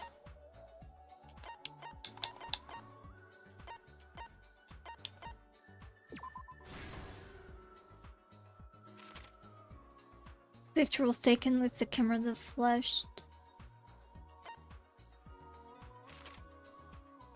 Why wasn't the sound of the shot rolling audible? I said they were still wouldn't off what the twitches in the library.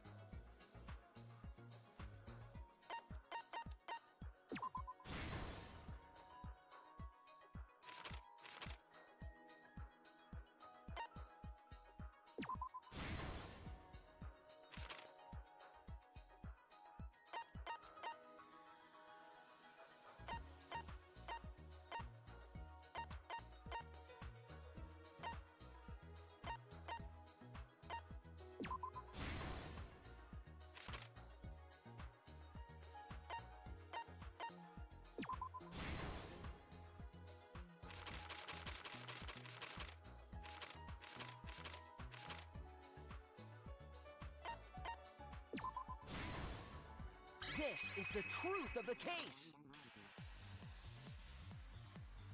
It all began 2 days prior, when Monokuma gave us the additional motive. The time limit added to this killing game triggered the crime.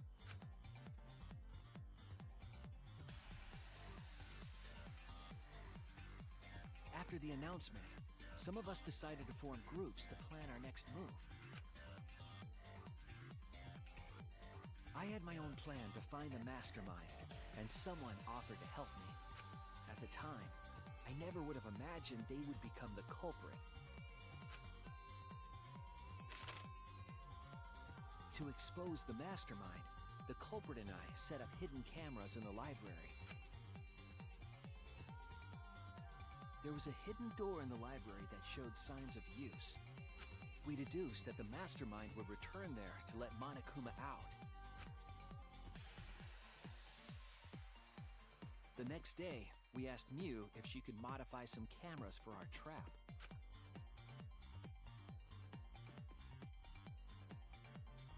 We then went to the warehouse to gather the necessary materials. All we needed were disposable cameras and a security sensor.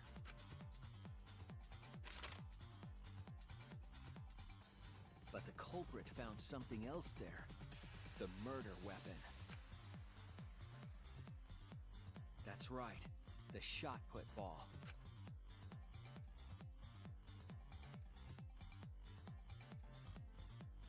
They put the cameras as well as the shot in their backpack. Then, on the day the time limit would expire, the day of the murder, the culprit and I collected the modified cameras from you and visited the library. Once there, we searched the room for ideal locations to place the cameras. But even then, the culprit was preparing the murder.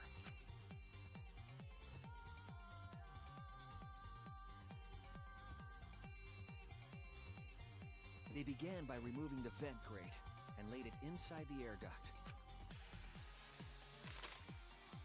Then, they moved the pile of books on top of the bookcase, pretending to organize them.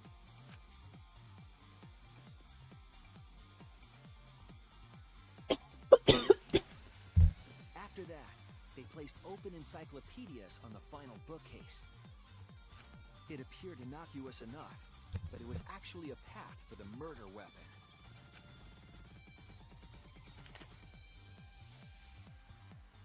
The culprit also tampered with the hidden camera linked to the security sensor. I was responsible for setting up the other cameras, but that one, I didn't even notice their trick. They used duct tape to keep the flash function on. After the cameras were set, the culprit and I climbed the stairs to the first floor classroom.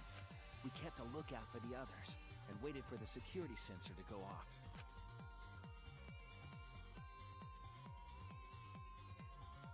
During the stakeout, we saw Kaito and 6 others go down to the basement. Rantaro was with them, the first victim.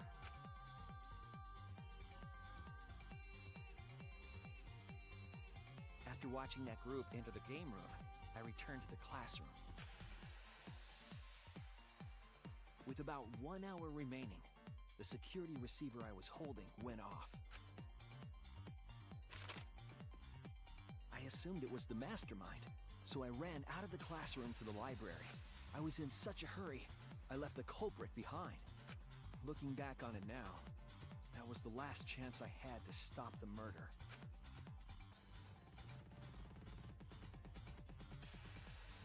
After I had left, the culprit took the shot put ball out of their backpack and rolled it into the classroom vent. This set the murder in motion.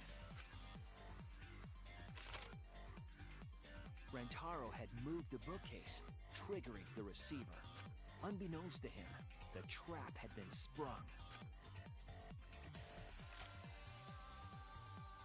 First, the modified camera took a picture of Rantaro with the flash on.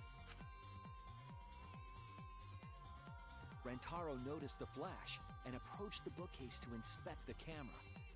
The camera flash lured Rantaro directly into the murder weapon's path. The shot the culprit tossed into the vent rolled through the air duct.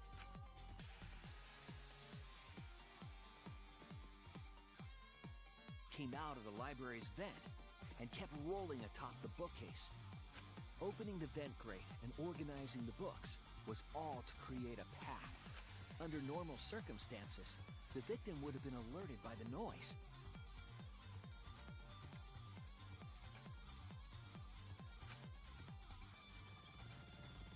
But the promotional video was masking the sound of the shot rolling.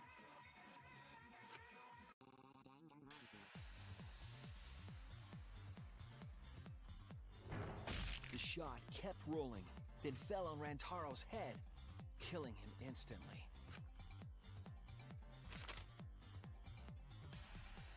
By the time we had entered the room, the murder was complete.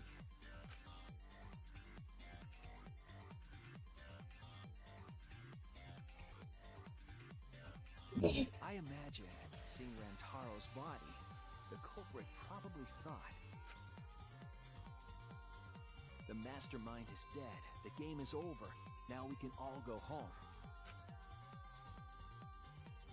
But their wish didn't come true, because Rantaro wasn't the mastermind. It was murder, in an attempt to save all our lives. That is the truth.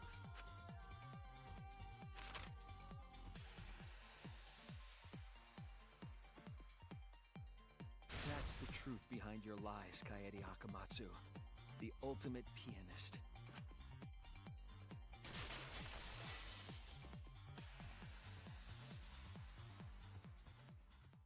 And that concludes the events of this case. No. Kaede did it? Damn it! It is a truth I do not wish to accept. But since Shuichi has brought everything to light, we can at least try to trust the Kaede we've come to know up to this point. The Kaede we've come to know? Even if she did commit a crime, what Kaede has said to us is not a lie. She wanted to protect us, and I firmly believe that to be the truth. If that was a lie too, it'd be the last straw for me. I'd have nothing left to believe in. You guys are so nice. Even though I betrayed you all. No, that's not true, Kaede! You were trying to save all of it. Nice job, Shuichi. I didn't expect any less. What? You were super reliable back there. But you still have a long way to go. You need to be more assertive. If you did that more often, you'd be a pretty cool guy. Kaede, why? Why are you smiling like that? Why are you still trying to get me to be brave? Why, Kaede? Why are you thinking about everyone except yourself? If you had just been less selfless, you wouldn't have had to murder. Why? Why do you do that? I'm sorry. Stop, stop, stop! At least save it for the end of the trial! Sheesh! Que cortou o clima do caralho. Looks like the debate's finished, so that means it's voting time! Alright, you bastards! Press the button in front of you to cast your vote! And make sure y'all vote, because refusing to vote is grounds for termination. At last! The heart-racing excitement as the blackened and the spotless finally face off! It's voting time!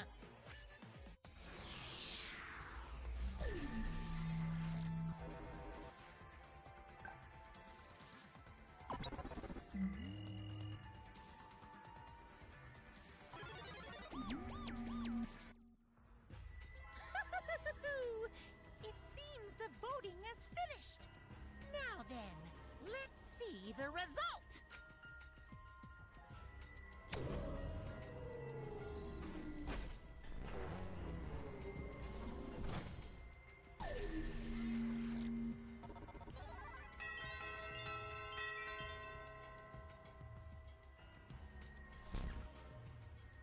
Who'll be chosen as the blackened?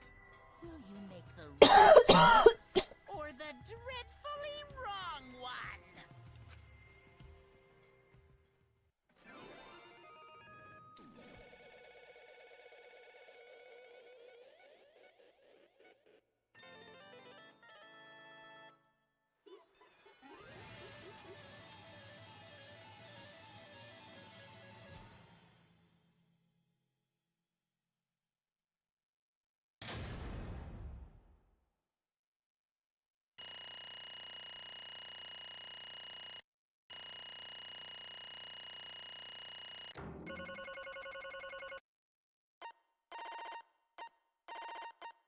Se ganhar em todos. Background. O que é background?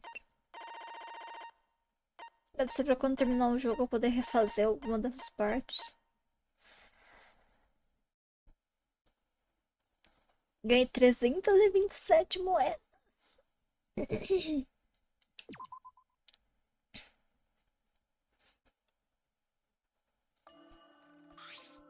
Absolutely right. Well, at this point it goes without saying, but you all voted correctly. The Black Knight who killed Rantaro Amami is the ultimate pianist Kaede Akamatsu. I'm glad. Good. What? Good? Don't screw around! What do you mean good? Is this how you want it to end? That's not true. Not really, but it could have turned out a lot worse, so this is fine too. I don't get it. It's not fine, this is super horrible, the worst ever. Yeah, how did it come to this? Please. Kaede, what would possess you to do something like this? Won't no can accept this, not unless you explain. Real? Yeah, I won't be satisfied until I hear it straight from you. Hey. Kaede, please.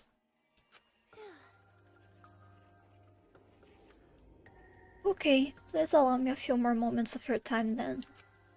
It's just like Shuichi said, I was after the mastermind this entire time. I wanted to kill the mastermind, and I thought doing that would end the killing game. But why did you try to kill them? Maybe they could have been captured. If I hadn't been for the time limit, I probably would have done that. But the time limit meant that capturing the mastermind was less likely to work, you know. Because the mastermind could just play it dumb to run out the clock and kill us all. Yeah. I was worried about that happening. Therefore, So you sought to kill the mastermind instead. That's right. I had made up my mind just before I set up the cameras in the library. I thought it was my last chance to save everyone. I couldn't let that chance pass me by. I had to save everyone, no matter what. Even if you had to kill someone? Yeah. That's right. I thought that killing the mastermind was our best shot at escaping this place together. I really believe it too. Kaede. Oh, Kaede, it never dawned on you. As soon as that thought entered your head, Monokuma had you right where he wanted. Because what mattered the most to Monokuma is that the killing game started. Regardless of your reasons, the moment you felt the urge to kill, you had already lost. You agreed to be part of this killing game when you allowed murder to fill your heart. Wait. To put it like that. But he's not wrong, she's the reason the killing game finally started. No. But if Kaede hadn't done anything, we'd all be dead by now. Right. Kaede saved everyone. We no can blame her. I know that! I know, you don't need to remind me. That's why I'm so pissed off with myself for being so useless. Okay, so that's enough. I can see through act. Whoop! That obvious, huh? That's right. But Kokichi's right. I was being played. And I didn't even kill the mastermind. I killed one of our dear friends instead. What I did was so terrible, so unforgivable. I took an innocent life. I'm nothing but a horrible murderer. You shouldn't hate, blame, and be disgusted by me. Wait! Kaede, please calm down. After we found Rontaro's body, when I realized he wasn't the mastermind, I thought about ending this by confessing to you what I had done. But I couldn't, because of Monokuma's first blood perk.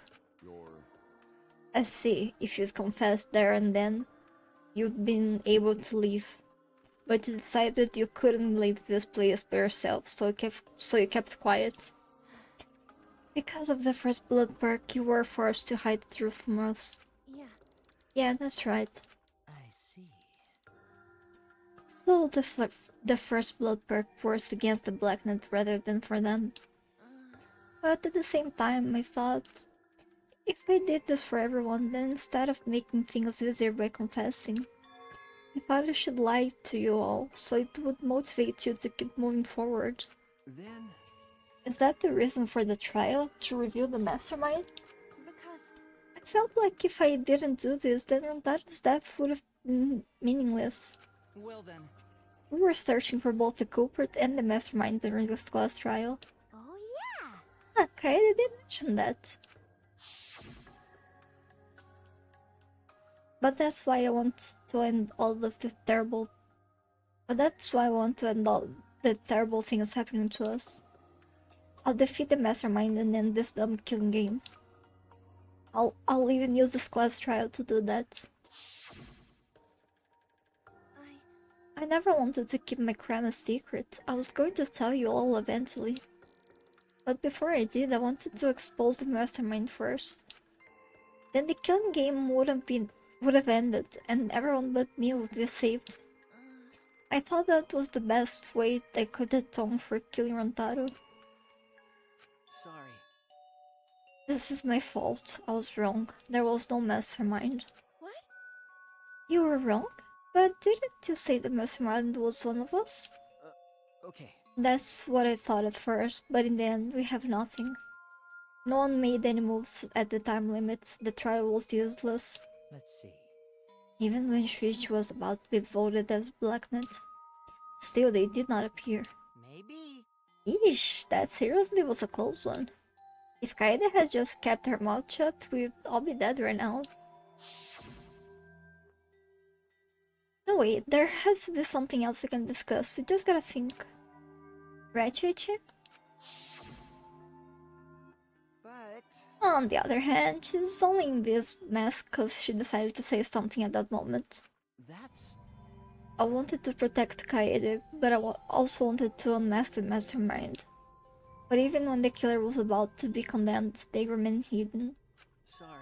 That has to mean that the mastermind is not among us after all. What? So Kaede had the wrong idea the whole time. I see.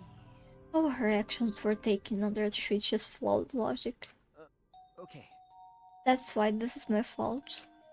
All of this happened because of my detective work was wrong. If I hadn't been so stupid. If I never said anything about the mastermind to Kaede, Rantaro wouldn't have died and Kaede wouldn't be a murderer. This is all my fault. That's wrong. No, it's not. Huh? Kaede? Because, I killed him, not you. right? Right? Didn't I? But Kaede, why did you set such a convoluted trap? If your intent was to kill the mastermind, there was no reason for you to cover your tracks. Jeez. Isn't it obvious? It's because she didn't want Shuichi to know. Huh? Me? Yeah. Of course, but I didn't want everyone else to know either. Because I said I wanted to escape this place with everyone. Because...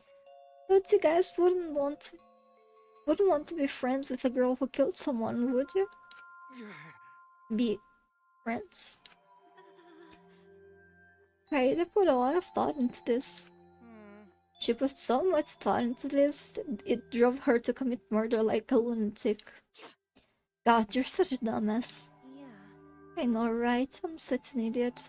However, We only survived the time limits because of that idiocy. Right. Yes, we're still alive thanks to you. Kaede, I didn't know how, but I wanted to get out of here with you. I wanted to be friends. Sorry. Damn. So you were saying everything you did was because you were thinking of us? And you hid that you killed him just to stay and help us? How did things... Hi, hello! Alright, that's it. What? What? What do you mean? What do you mean that's it? Ah, they are getting bored. That's right. You know how Pops gets. He can't stand this kind of tearjerker schlock. I can't stop crying. I still nothing get past my adorable little cubs. I don't even let appetizers get past me, especially if someone else bought them. Now then. But we can't let this boring display grind the action to a halt, so... Time to make things interesting. Huh? Make things interesting. Thrills, chills, kills! And now, the moment you've all been waiting for, the punishment time. But punishment? You mean Kaida's execution? Don't screw around. No freaking way, there's no way we'll let you do that. Hey! Exiles assemble! Punishment time is a sacred segment. You're not allowed to interfere. And if you even try to interfere, we'll just crush you with these here exosols. It's cruel, but it's probably better if one person dies instead of everyone. Like hell am I just gonna sit here and do what you say? Kaede fought with her life on the line, and so will I! Gonta will face you all. Times like this are why Gonta became strong. Gentlemen never back down, and neither will Gonta. This is the perfect chance to test out my Neo Aikido skills on machines. Yeah, I'll help. I can... Everyone, stop! Stop it. Please, just stop. Kaede. Enough, you guys. I've already prepared myself. You're giving up? Why? You said you never give up, that we'd get out of here together. That's what you said, Kaede. Damn it! Why you're giving up now? Did you mean what you said? I know we can do something. Don't give up until the end. No. I'm not giving up, because I have you. Huh? What? You know? Even after I'm gone, my wish will still be here. So I'm counting on you all. I'm entrusting my wish to every one of you. I believe in you! I believe that you all will make it through this somehow. You have to live! You guys better leave. Don't go dying on me now. End this ridiculous killing game, survive, and get the hell out of this place. It's a promise. And then be friends after you escape, okay? I think you will all be the best of friends. Yeah. Affirmative, Kaede. I shall take that request. I will do my utmost to fulfill your final request. I won't give up. I'll get out of here no matter what. I'm going to work hard and keep friends safe till very end. Bye. Okay, you definitely weren't boring. Well now. Now then, let's get started. Now then, I've prepared a very special punishment. I have a special punishment prepared for the ultimate pianist Kaede Akamatsu. Wait a second, Kaede, please don't.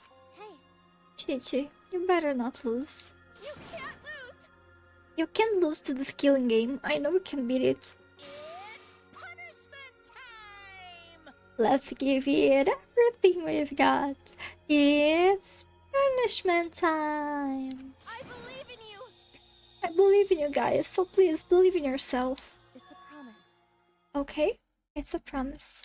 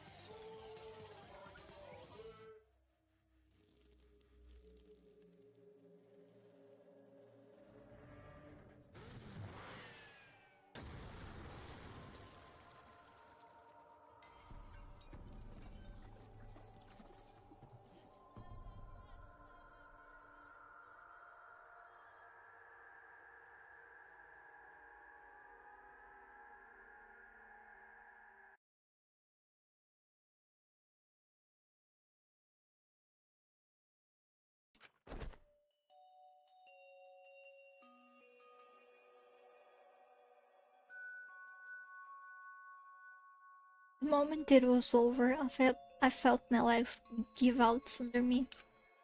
What I just saw didn't feel real. As if all reality had vanished and the only thing left was a fictional world.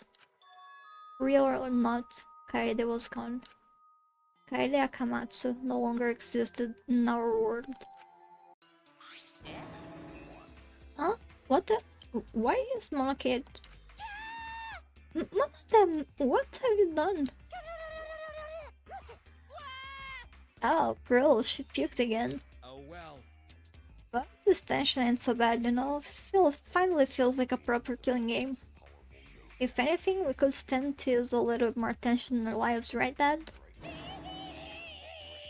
No, my sweet darling Monocade claimed as a collateral damage. This is a nightmare. This is unacceptable. My precious cub is... On second thought, I guess it's okay. After all, I still got 4 more cubs. Yeah, I'm glad you kids came in the book. Oh, it's okay. I'm shocked. Our existence means that little, huh? What's done is done. What's dead is dead. No point crying over crushed cubs.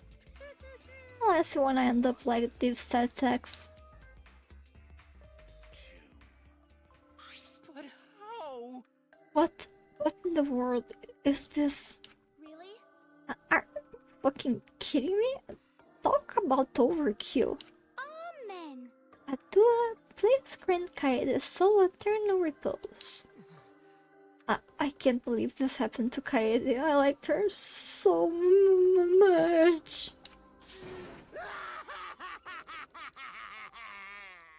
Kaede. All this adrenaline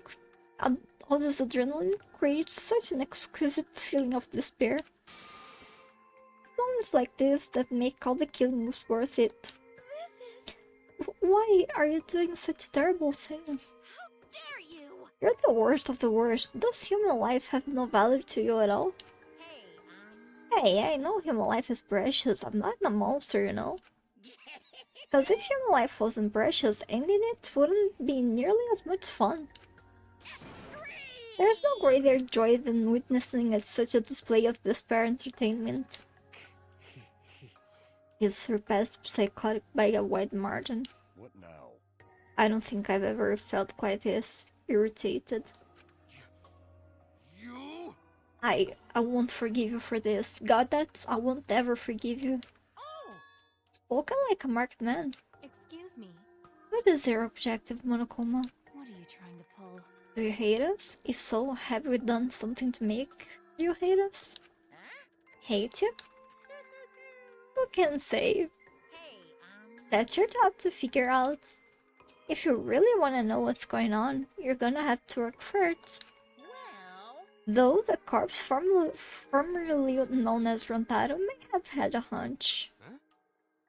What is it? What do you mean? What was Rantaro's hunch? Rantaro's hunch? What indeed? That is... He did say he would end this game, and he also knew about the hidden door. Could it be at all related to this hunch you claim he had? I wonder. Why you? Hey, what the hell is this hunch you're going on about? Spill it. I wonder. If you have no intention of telling us, then keep your mouth shut. You're focusing on Kaede instead of her death-weight victim. Well, it's not his fault he was useless. He died before his talent could be revealed. If he had lived long enough to reveal it, maybe he would have been more useful. Oh well, he is dead and that's that. That's the difference of that for you. However, he wasn't really the mastermind, was he? Huh? Are you still pestering me with those annoying questions? And another thing. Aren't you guys focusing a little too much on whether or not they're the mastermind? If you keep this up, you're all gonna end up like Kaede. What? Here. Maybe spend less time worrying about nonsense and more time watching your back, okay? Right. You never know who's gonna become the next killer. Looking forward to it. I can't wait. I wonder what kind of killing game we'll get to see next. Damn it, you may have gotten us this time, but we'll get to you next time. We'll see. Why are you all psyched up? That's nice. It's nice to see that at least one of you has some pá. Don't pass. Around here. I have a feeling you're gonna live for a while. Thanks, I'll do my best. Don't screw around. Shut the hell up, we're not gonna have another killing game. I, Kaito Momoda, am not gonna let you have your way anymore. Got it? I'm gonna punch that grin right off your face, for sure. Is that so? Oh, really? That seems unlikely. I'm pretty sure you won't live long enough to do that. Anyway, you guys have a lot to think about. Work hard and do your best to graduate, cause the fun's only just begun.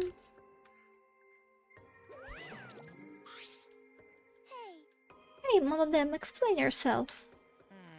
I get that Monokid was obnoxious and rude, but that was over the line. I did it for us.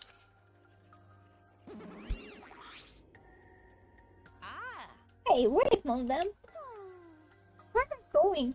It's getting interesting. You probably killed him as payback for all the bullying. What an interesting turn of events. And with that, Monokuma and the Cubs left, and only we remain in the courtroom. I don't think I can take all this. I can't stand this anymore. I feel like I'm going to go crazy. No. Samugi, you mustn't give up hope. Is there even hope to be had here? The room feels utterly drained of it. Kaede?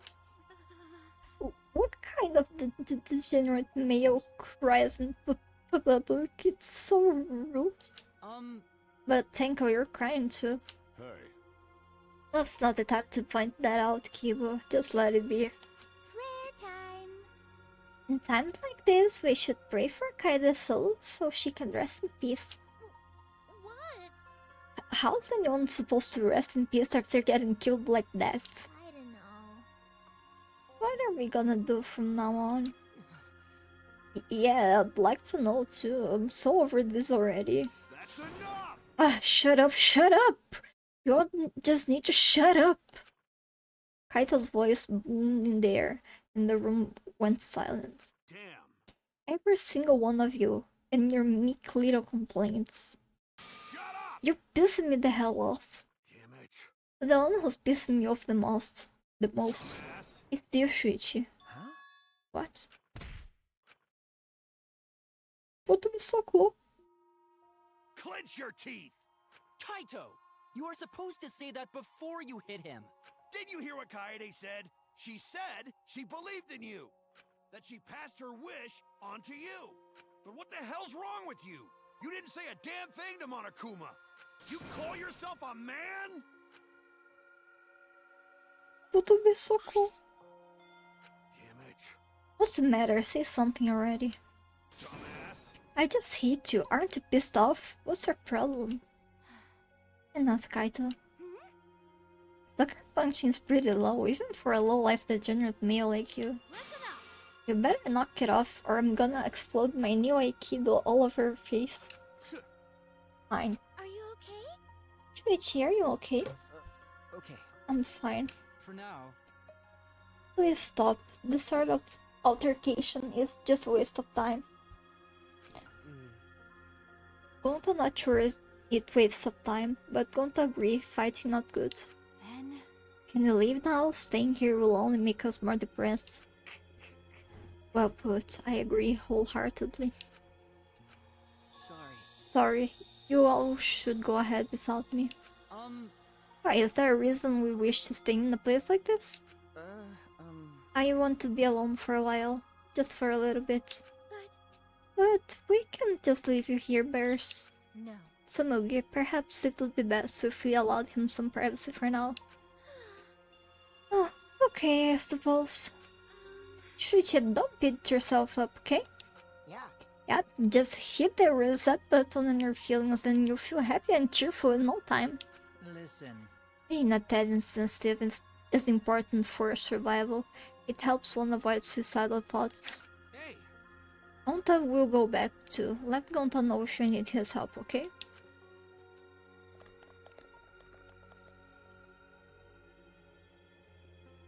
One by one, everyone climbed aboard the elevator. Except... Shuichi, I don't know how well you know Kaede, but why don't you try going to her ultimate lab? Huh? Wait, what do you mean? That's right. Monokuma set the room up, so there's probably not a lot there to remember her by. But there should be at least... there should at least be a bunch of little things she liked. Okay. Things Kaede liked. Listen up. Understand, there's only one way to get through this awful feeling. No one's gonna be able to console you if you're just sitting here alone. If anyone's gonna help you, it'll be her in your memories. With those words, he stepped onto the elevator. Before I realized it, I got to my feet. I just started walking and almost headed toward the Ultimate Pianist Research Lab.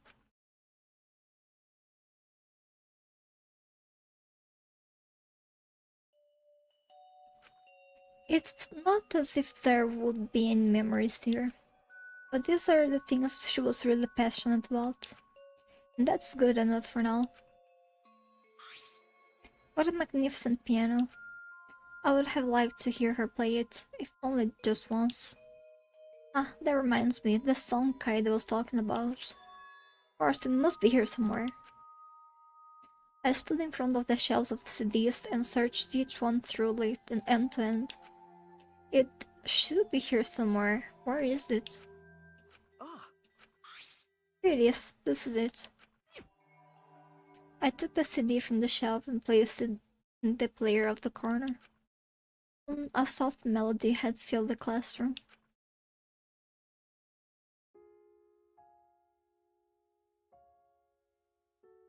My body relaxed, totally enveloped in the music.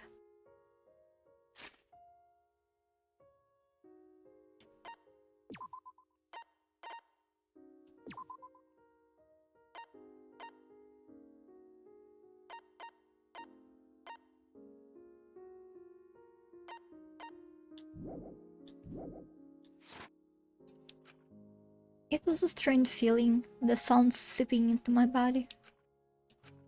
Before long, I began to close my eyes. I wish there was a piano here. I would play you a song to help you cheer up. A pretty song to play for you. Oh, like Clair de Lune by Debussy. It's a soothing song that calms your heart, like the moon's reflection on water. You noticed, huh?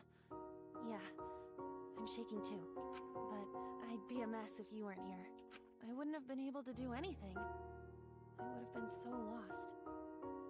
I'm glad you're here with me, Shuichi. With you by my side, I feel like I can stand up to anything.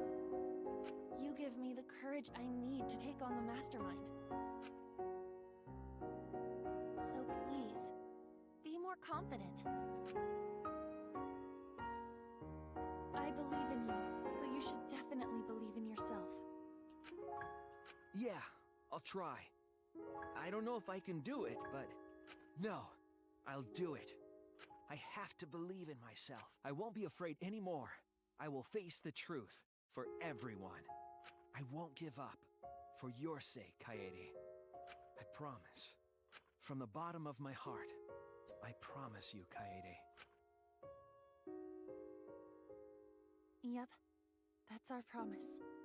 I'm leaving everything up to you, Shuichi. Goodbye.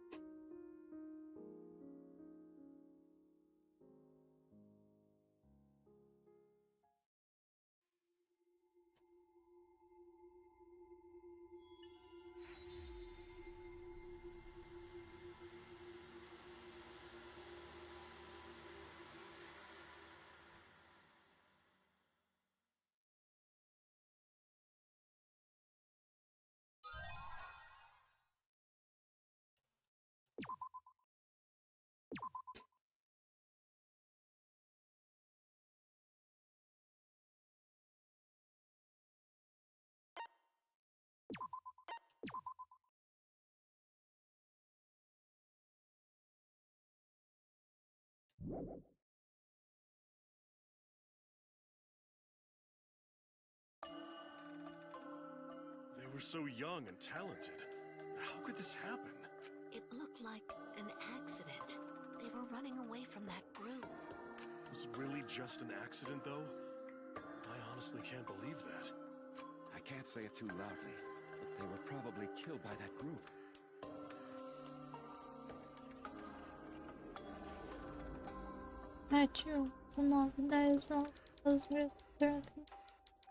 Tem 16. Mas por que essa fotinha da Kaede tá aí aparecendo como uma pessoa morta? Por que a fotinha do Hantaro não tá aparecendo como pessoa morta também, hein? Oh no. Well, there's nothing we can do about that. I wanted them to live. For our sake at least. Jeez. I wish they... Deixa eu baixar o volume. Cara, só foi muito bonitinho mesmo. Tá muito alto. No. They should have lived. They had to. For this world. É tipo um santuário. Capítulo 2. A fine line divides heaven and hell. Daily life.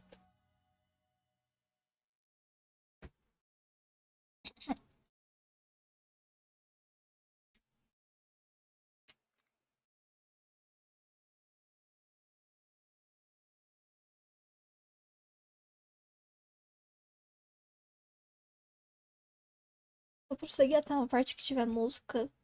E aí eu vou fazer algumas anotações. Where are you hiding? Come out. No more hiding. Come out now.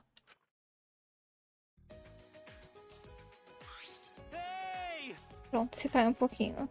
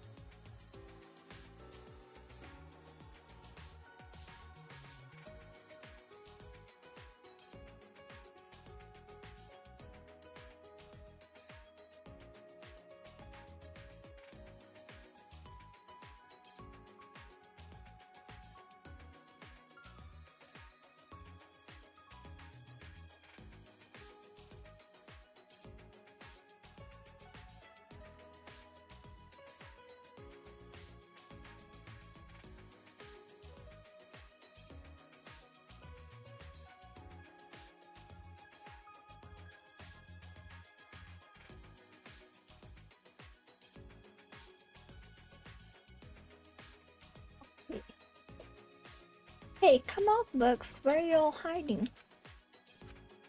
Isn't going to think you find some, they gone. Weird, really weird. With trees, grass, water, sun, but no bugs. Why? Weird, so weird. Hey, Bugs! Hey, Bugs here, come out. Don't wanna talk to you. Huh? What? What that? Something on ground in grass. Words written on it?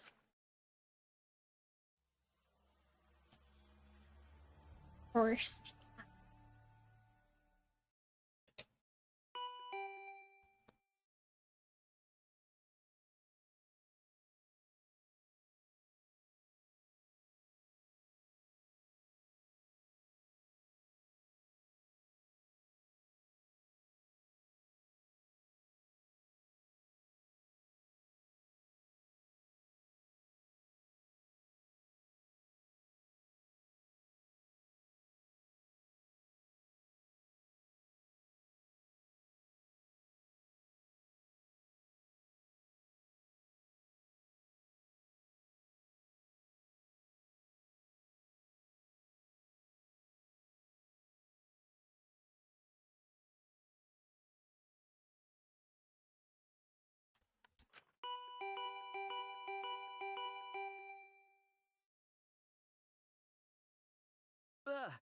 Ah, faltou um monokuma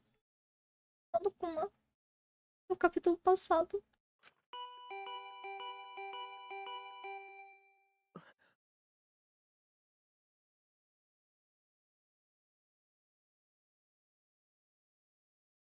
Acredito que faltou um monokuma do capítulo passado.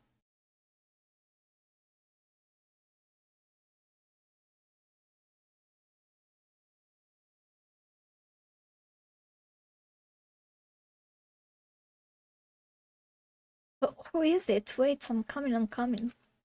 Is the doorbell hurrying me along? I want to open the door.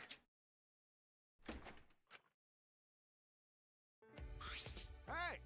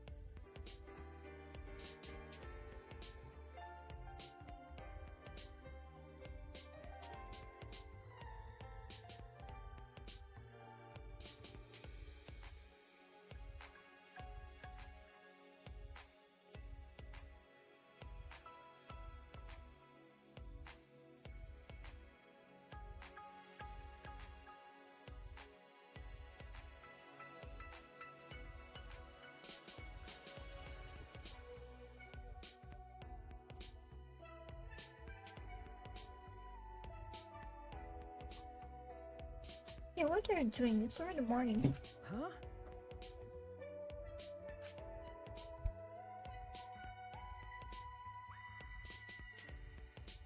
Just seguir muito.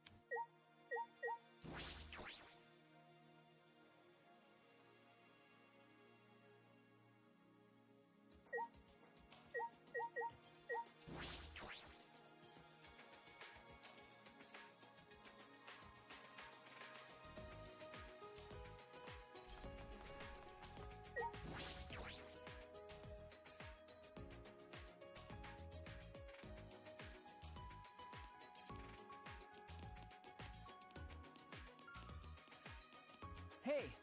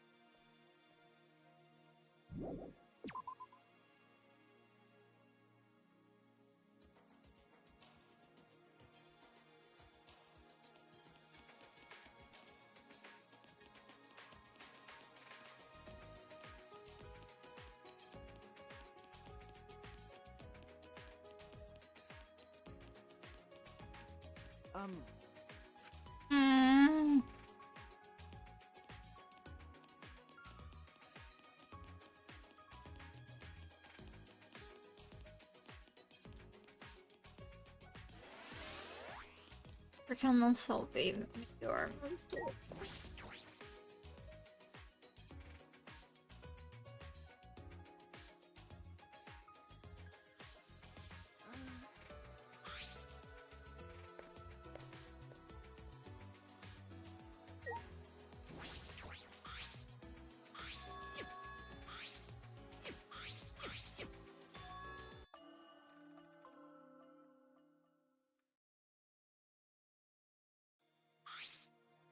Then...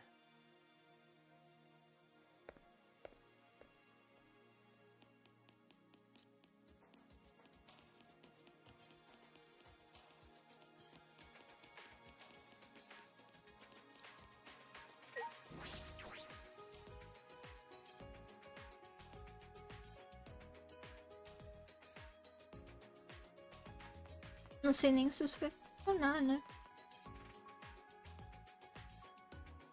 Vou ter que refazer o capítulo inteiro.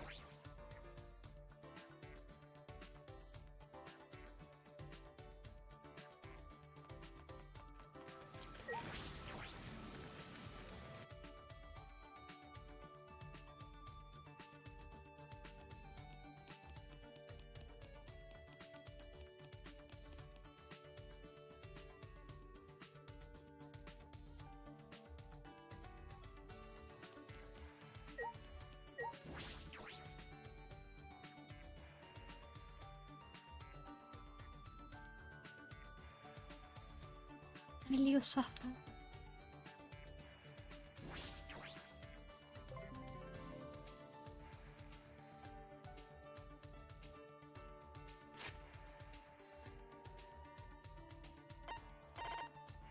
Mas eu acho que isso não fica salvo.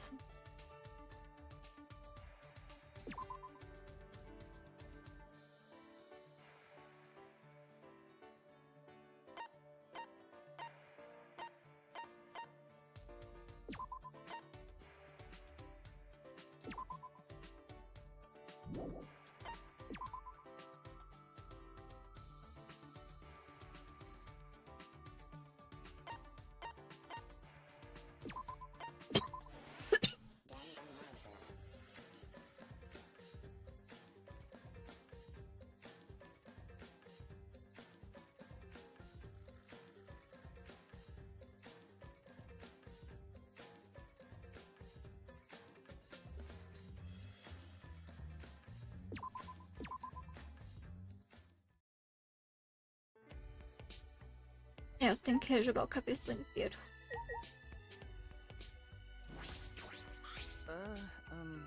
Do you need something?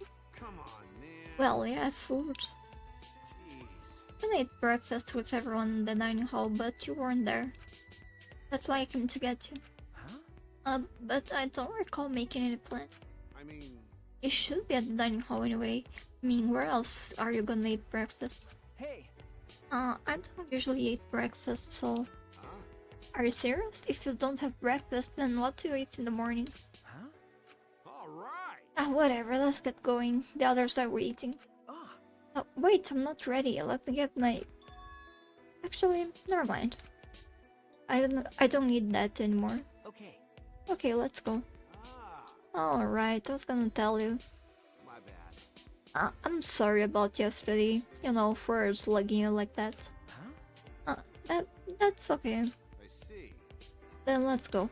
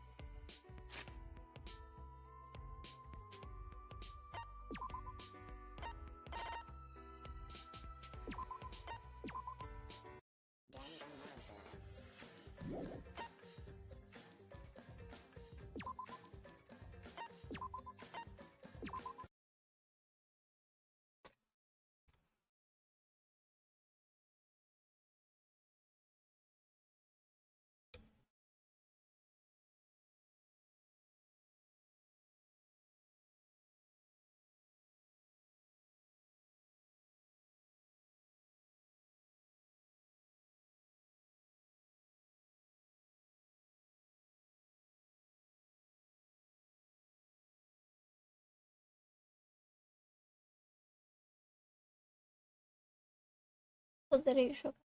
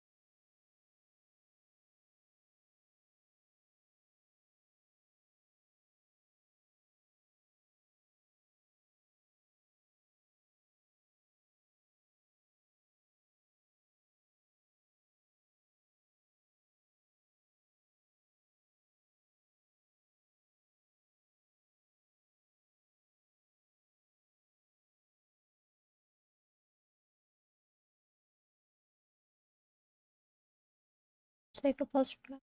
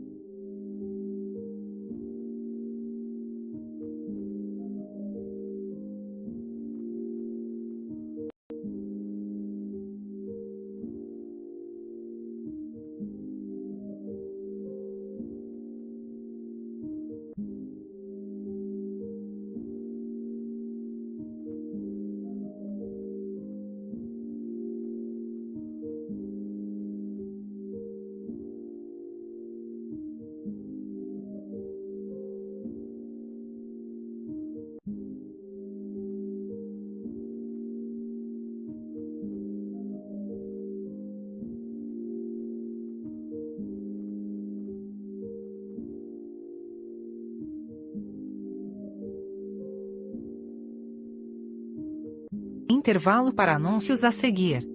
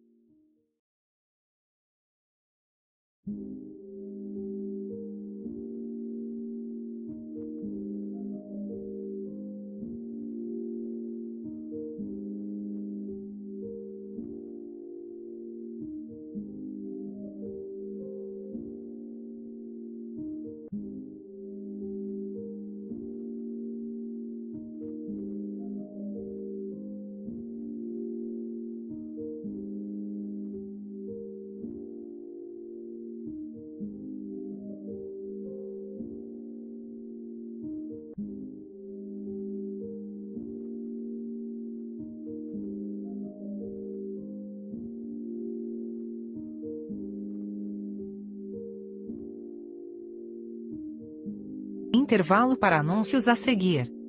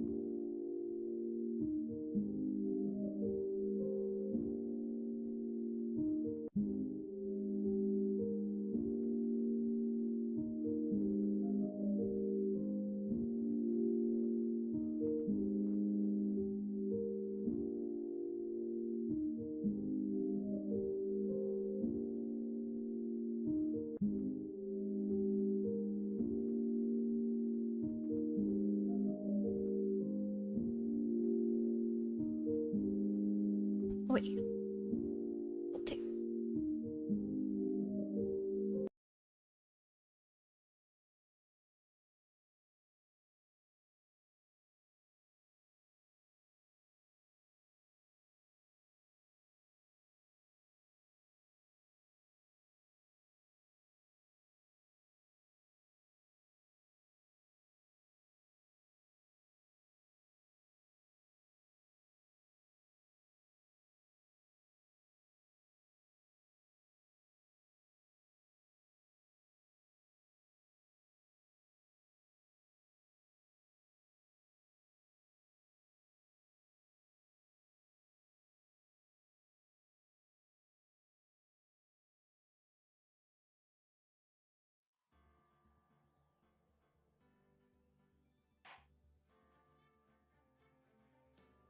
Tá no baixinho.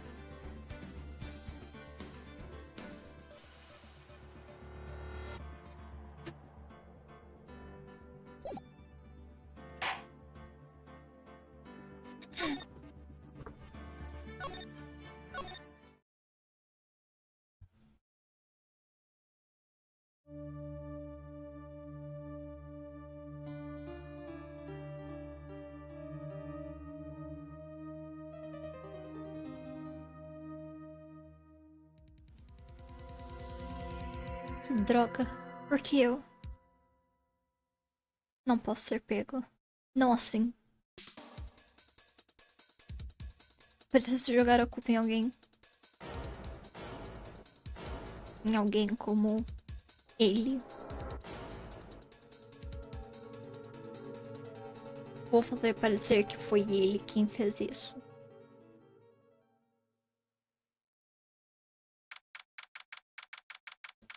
(3 de agosto, 9h47, Corte Municipal, Salvão dos Céus, número 2.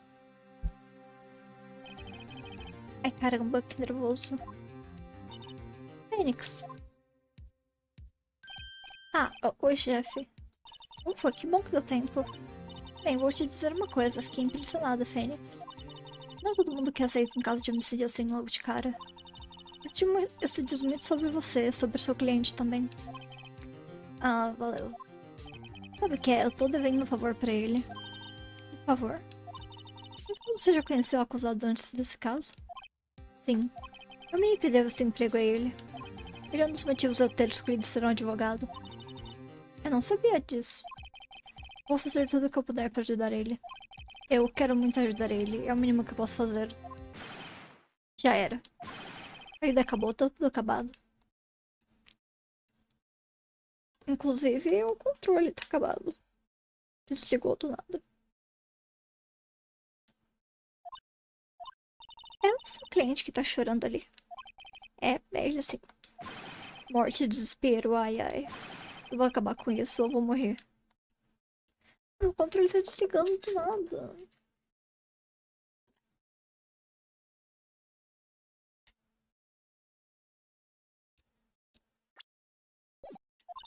Parece que ele quer morrer.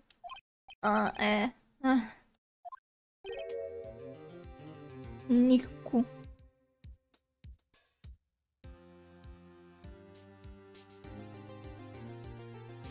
O Vero virou Nico.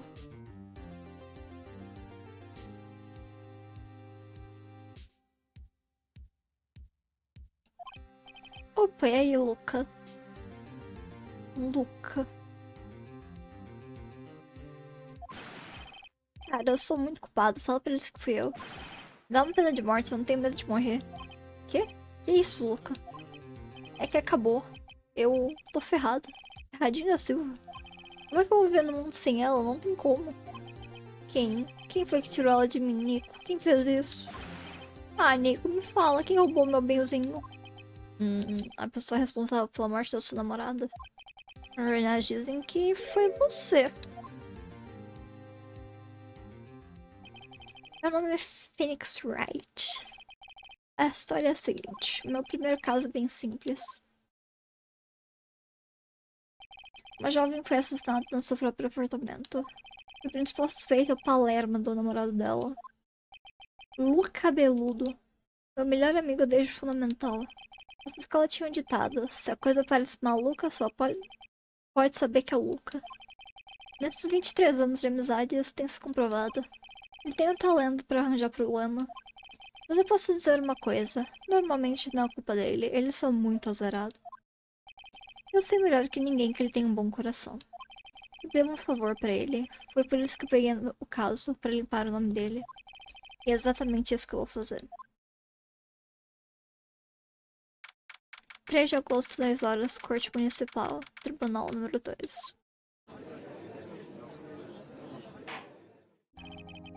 O tribunal está em sessão para julgar o Sr. Lu Cabeludo. Graça. Vamos lá, vamos lá.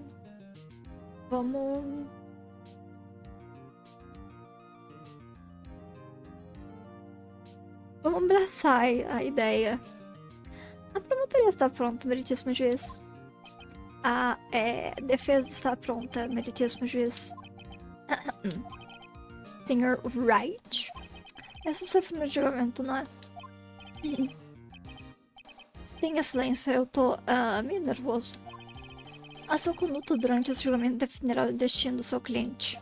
Homicídios são casos sérios. Pelo bem do seu cliente, eu espero que você se acalme. Obrigada, excelência. Sr. Wright, dadas as circunstâncias, creio que seria melhor testar o seu preparo. Excelência. Nossa. As mãos tremem, a visão escurece. O teste consistirá em algumas perguntas. Responda de forma clara e concisa. Declare o nome do réu deste caso. Lu Cabeludo. O réu, bem, é o Lu Cabeludo, excelência. Correto. Mantenha calma, você vai ser bem. Próxima pergunta. Neste caso de homicídio, qual é o nome da vítima? Ufa, essa eu sei. Ainda bem que eu li o processo do começo ao fim várias vezes. Calma aí. Eita. Não. Essa não, esqueci. Fui ter um branco total justo agora. Phoenix, tem certeza de que vai conseguir fazer isso? Você não sabe nem o nome da vítima. A vítima? Claro que eu sei o nome da vítima. Só que eu esqueci. Temporariamente. Eu sinto que vou ter uma enxaqueca. Olha, o nome da vítima está escrito no processo. Pressione RB para consultá-lo quando quiser, tá? Faça isso com frequência, por favor, eu imploro. Sr. Wright, quem é a vítima nesse caso? Cynthia Rocha, mantiveram o nome. Cynthia Brocha. Cynthia Rocha. O nome da vítima é Cynthia Rocha. Correto. Agora me diga qual foi a causa da morte. Ok, eu entendi. Eles vão fazer piadinhas com a tradução do jogo, mesmo que não sejam as piadinhas incríveis que eu já estava acostumada. Vão ter piadinhas na tradução. Não protesto em relação a isso. Agora me diga, qual foi a causa da morte? Ela morreu porque foi? Perda de sangue devido à contusão. Ou pela com um objeto contundente. Ela foi atingida uma vez por um objeto contundente. Correto. Você respondeu as minhas perguntas, não vejo razão para não continuar o julgamento. Parece que se acalmou, Sr. Wright. Muito bem. Obrigada, excelência. Eu não tô nem um pouco calmo, na dica de nada. Bem, então... Primeiro, uma pergunta para a promotoria, Sr. Graça. Não, excelência. Como o Sr. Wright disse, a vítima foi atingida por um objeto contundente. Poderia explicar ao tribunal que objeto era esse? O nome do crime foi essa estátua, o pensador. Ela foi encontrada caída no chão, próxima à vítima. Entendo, o tribunal aceita como evidência. Qual é o nome completo do... Euclides Graça? Calma.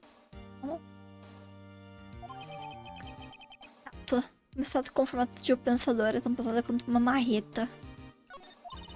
Fênix, preste muita atenção em cada evidência apresentada durante o julgamento. As evidências são suas únicas armas no tribunal. Use RB para consultar o processo frequentemente. Senhor Graça, a promotoria pode trazer a primeira testemunha. A promotoria chamou real o Sr. Beludo para a tribuna. Chefe, e agora? Preste atenção, não deixe passar nenhuma informação que possa ajudar o seu cliente. Você vai poder responder às acusações da promotoria depois, então se prepare. Vamos torcer para ele não dizer nada lamentável. Agora ferrou. O Lucas se empolga fácil, pode dar ruim.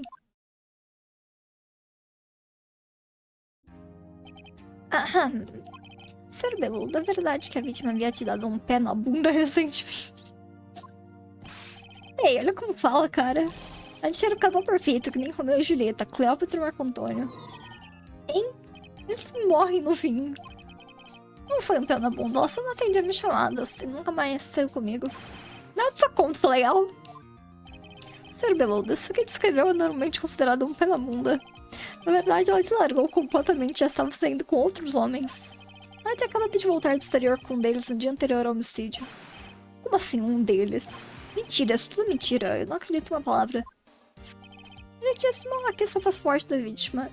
É o passaporte brasileiro, ganhamos. Eles fizeram o passaporte brasileiro. Calma. Aqui direita. Eles fizeram o passaporte brasileiro. Ganhamos demais.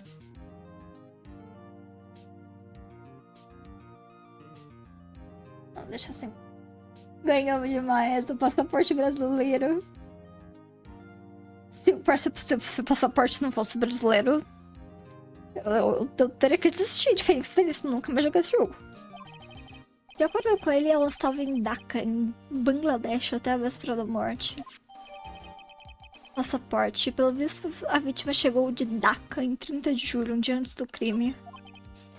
Realmente, ela parece ter voltado no dia anterior ao assassinato.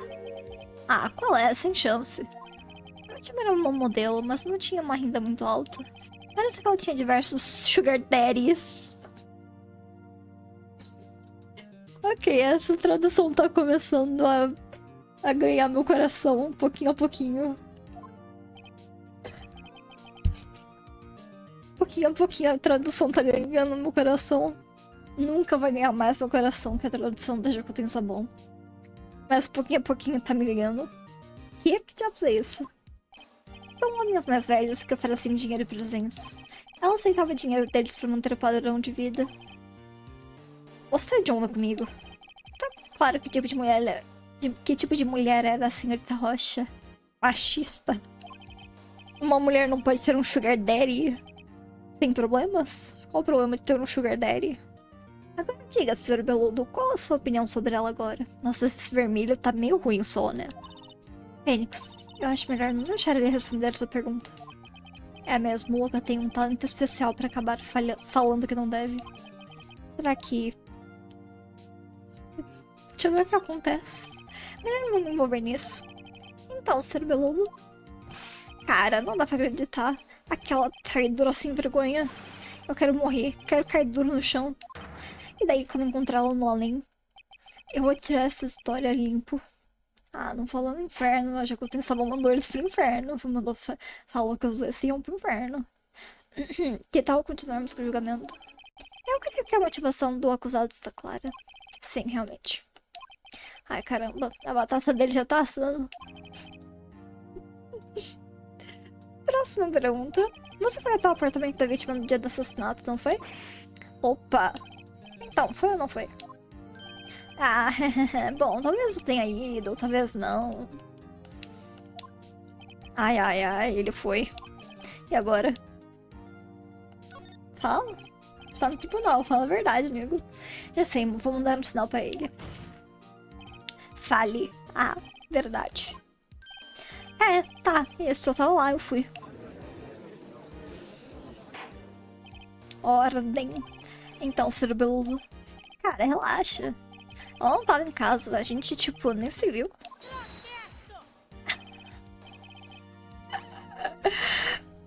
Eu protesto, eu vou morrer, eu vou morrer, eu vou morrer, eu vou morrer. Eu posso repetir, eu tenho como voltar e repetir esse protesto. Excelência, o real está mentindo.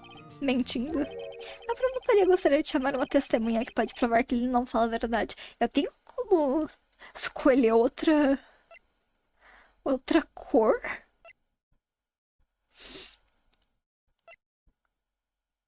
Esse vermelho tá horroroso, tá nojento.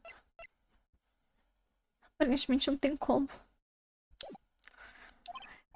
Bem, isso facilita as coisas. Quem é sua testemunha? O homem que encontrou o corpo da vítima. Momentos antes da horrível descoberta. Ele viu o réu fugindo da cena do crime. Ordem no tribunal. Sr. Graça, a promotoria pode chamar a testemunha. Certo, excelência. Isso não é nada bom. No dia do assassinato, a minha testemunha estava vendendo jornais no prédio da vítima. Que o senhor Franco Vilar vem à tribuna. Franco Vilar, vamos ver o que vai virar esse nome. Franco Vilar, você vende assinaturas de jornais, não é? Sim, jornais, isso mesmo. Sr. Vilar pode começar o seu depoimento. Pode dizer à corte o que você viu no dia do assassinato. Depoimento da testemunha. Eu estava vendendo assinaturas de porta em porta quando vi um homem sair correndo. Ele pareceu estar com pressa porque foi embora e deixou a porta entreaberta. Estranhei a atitude e fui dar uma olhada no apartamento. Então a vi caída no chão, uma mulher, imóvel, morta. Comecei a tremer de medo e não consegui entrar. Pensei em chamar a polícia imediatamente, mas o telefone do apartamento dela não estava funcionando. Fui até um parque ali perto e encontrei o telefone público. Eu não lembro da hora exata, era 1 da tarde. O homem que fugiu era, sem sombra de dúvidas, o réu que está sentado bem ali.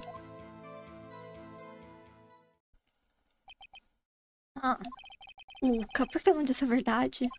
Não tem como te defender contra um depoimento desses. Eu sempre gosto de falar isso toda vez que eu jogo com esse caso. Porra, Fênix, um depoimento fraquinho desses. A propósito, por que o telefone da casa da vítima estava inoperante? Eu queria saber por que ninguém perguntou por que ele não tinha um telefone próprio. Além, seu grade estava sem energia elétrica na hora do assassinato. Mas os telefones deveriam funcionar mesmo assim, não é? Sim, excelência. Mas alguns telefones sem fio dependem de energia elétrica. O telefone que o Sr. Velário tentou usar era um desses. Meritíssimo. Eu tenho o registro do blackout para comprovar. Registro do blackout. Faltou luz no prédio da Certa Rocha do meio-dia até as 18 no dia do crime. Agora, Sr. Wright. Só esse Wright que não tá me descendo, mano. Esse Wright não tá me descendo, não tá pegando bem. Sim, excelência. Você pode começar a sua acareação. Acareação. Acareação. Vamos lá. Acareação, excelência. Porra é essa? Certo, Fênix, agora. É só hora de brilhar. O que exatamente eu devo fazer? Como assim? Você expõe as mentiras do depoimento da testemunha. Mentiras? Quê? Ele mentiu? O seu cliente é inocente, não é? Então aquela testemunha deve ter mentido no depoimento. Ou seu cliente é mesmo culpado. Como prova que ele não é? Você tem tudo que precisa, é só olhar as provas. Compare o depoimento da testemunha com as provas que você possui. Deve ter alguma contradição ali. Primeiro, procure contradições entre o processo e o depoimento da testemunha. Então, quando encontrar a prova contraditória, é só tentar esfregar a verdade na cara da testemunha. Tá. O processo corre bem, então aponte as contradições do depoimento. Só pra ver a tradução, eu vou pegar cada partezinha dos diálogos, eu vou ver todos os diálogos desse jogo de novo. Só pra ver a tradução. Eu vou pressionar tudo. Calma lá! Um homem sair correndo de um apartamento não é algo comum? Eu acho estranho você ter prestado tanta atenção. Não sei, achei ele esquisito, só isso. Realmente, ele é muito esquisito. Ele parecia estar nervoso e assustado ao mesmo tempo. Ou seja, ele matou alguém. Esses não são estados de sentimento de alguém que acabou de matar alguém. Como um criminoso fugindo de um crime. Eu Não acho que assim funciona. A defesa solicita que a testemunha evite fazer especulações. Claro, o que a testemunha quer dizer é que o homem que livrou parecia suspeito. E depois o que aconteceu? Calma lá.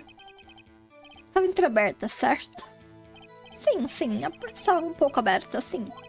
Olhando um tempo, mas ninguém veio fechar a porta. Eu saí assim na cidade grande e fiquei pensando. Entendi, o que aconteceu depois?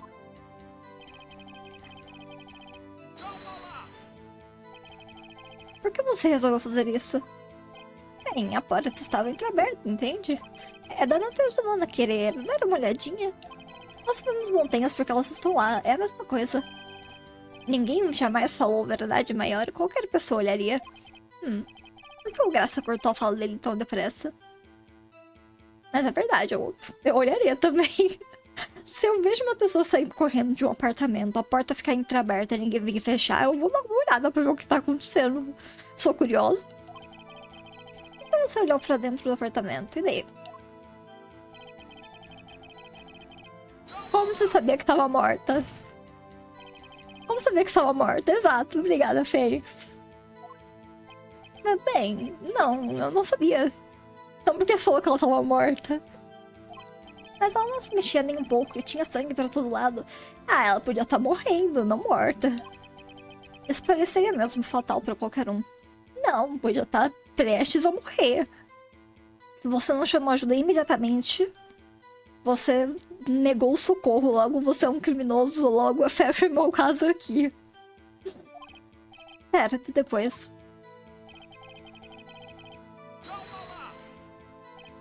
Então você não tocou em nada no apartamento? Ah, sim, digo, não, nem nada. Entendi, o que aconteceu então?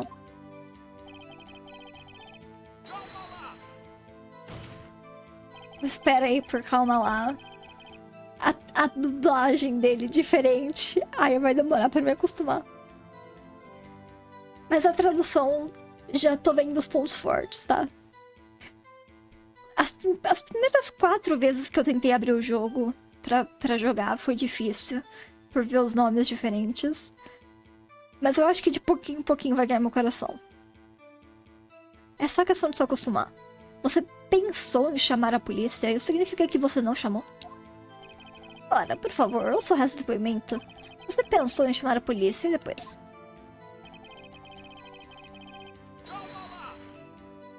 O telefone do apartamento dela não estava funcionando? Sim, digo, não estava. Isso. Você disse que não entrou no apartamento. Ou entrou? Isso. Eu posso explicar. Tinha um telefone sem fio e uma prateleira na entrada. Eu achei que o braço e tentei usar ele pra ligar. Não era mais fácil ter entrado no apartamento?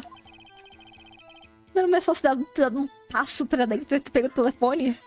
Isso não mudaria muito se sou testemunho. O telefone não estava funcionando, certo? O que aconteceu depois? Apertar um parque perto e encontrei um telefone público. Por que um telefone público? Bem, é que eu não tenho celular, sabe? Alguém fez a pergunta que eu queria fazer. Por que ele não tinha um celular próprio? E como era no meio da tarde, não havia ninguém nos seus apartamentos vizinhos. Que lógica é essa? É o meio da tarde, então nenhum dos apartamentos tem ninguém. Não. Meritíssimo, esse cara não tá batendo bem da cabeça. Mano, com a tradução nova, eu acho que eu tô jogando um jogo diferente. Ah, certo. Que horas você ligou mesmo? Lembro da hora exata, era 1 da tarde. Calma lá. 1 da tarde, tem certeza? Sim, absoluta. Ele parece estar bastante confiante. 1 da tarde? Sim, Mia, eu já sei. Eu já sei que tá errado, eu só queria ver o que ele ia falar. Fênix, isso não parece estranho pra você? Apresente alguma prova que contradiga isso. Oh, Mia, eu não quero backseat. Eu já sei o jogo. Eu já joguei o jogo, já platinei o jogo. Quer dizer, falta uma conquista, na verdade, mas é porque a conquista estava bugada. Eu já sei esse jogo de cora. Não quero backseat, Mia. Foi um bom protesto. Você viu o corpo uma da tarde, tem certeza? Sim, era uma da tarde, sem dúvidas. Honestamente, eu acho isso difícil de acreditar. Sua declaração contradiz o relatório da autópsia. A autópsia determinou que a morte ocorreu após as 4 da tarde. A defunta não estava... não havia corpo à 1 da tarde. Como você explica essa diferença de 3 horas? Isso... bem... Isso é trivial. Você esqueceu da hora.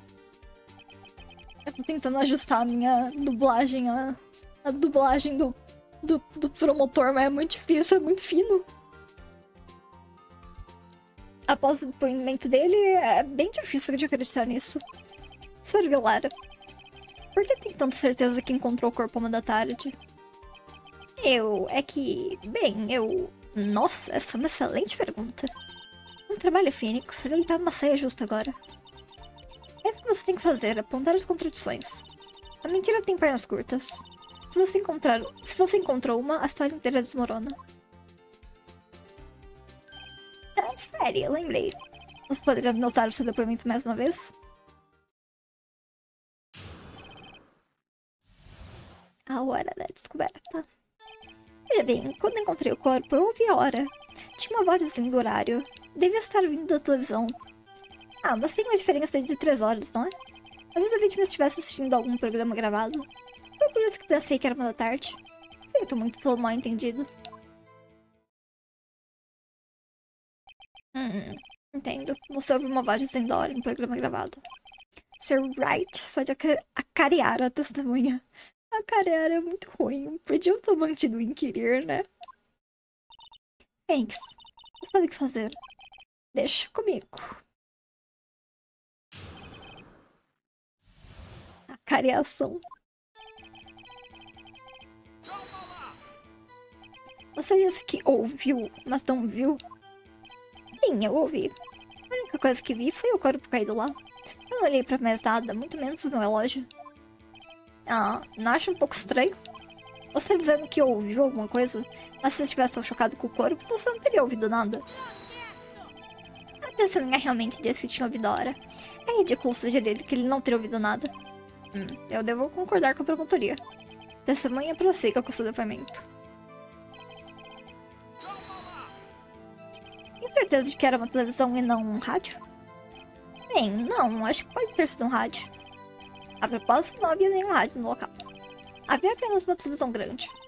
Fênix, ainda não sei o que é, mas tem alguma coisa suspeita nisso tudo. Mia, para de me dar backseat, Mia. Esse negócio de ouvir a televisão. Você me depois, ele ouviu a hora.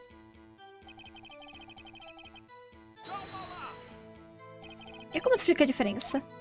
Bem, testemunha, você poderia explicar isso? Uma gravação? Sim, isso explicaria por que o horário estava errado. É verdade, realmente. Fênix, eu acho que o problema não tem em outro lugar. Então estamos de acordo que você ouviu a hora da cena. Você tem certeza de que a voz que ouviu disso 1 da tarde? Sim, eu me lembro como se fosse hoje, era bem clara. Sr. Graça, a promotoria confirmou esse depoimento? Me desculpe, meritíssimo. Eu também fiquei sabendo agora que a testemunha ouviu o horário. Eu peço desculpas, é que acabei de me lembrar. Que conveniente. Bem, preste mais atenção. Não adiantou muito pressionar ele sobre isso, não é mesmo? Percebeu algo suspeito? Tá, Mia, tá. Fechou. Deixa eu ver todos os diálogos do jogo. Calma lá. A promotoria diz que houve uma falta de energia na hora da descoberta. E esse registro prova isso. Seria impossível ter ouvido uma televisão ou uma gravação. É que... a defesa tem razão. Você tem alguma explicação pra isso, Sr. Vilar? Não, eu também fiquei confuso, muito. Espere, eu lembrei. Se meu controle não parasse de desligar o tempo todo?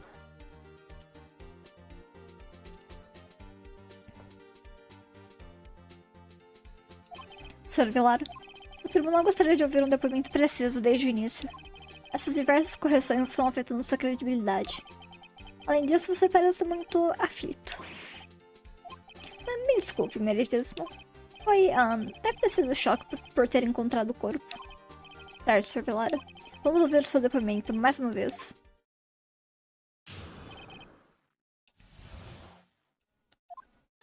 Na verdade, eu não ouvi o horário, eu vi. Tinha um relógio de mesa no apartamento, não tinha? Sem arma do crime, e assassino usou ele para golpear a vítima. Deve ter sido isso que eu vi. Você viu um relógio? Creio que isso explique tudo. A defesa pode começar a criação. Com prazer.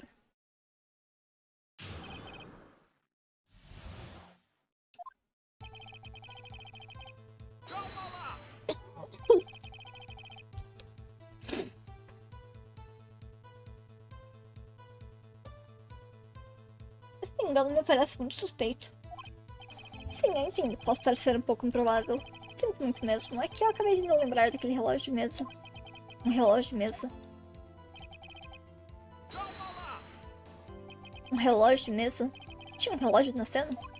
É a primeira vez que eu ouço falar disso.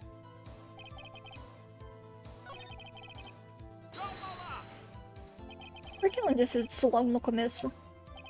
Acho que acabei me esquecendo. Eu mesmo não sei como isso vai acontecer. A testemunha disse que viu o relógio de mesa, ponto final.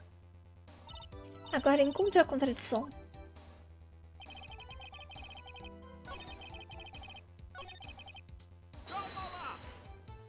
Ah, arma do crime?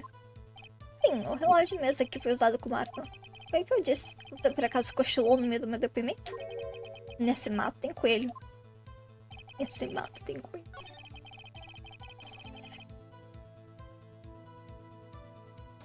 Cada dia me aproximo mais da skin do Graça. Ah, mano, eu ainda estou tendo dificuldades em aceitar os nomes novos.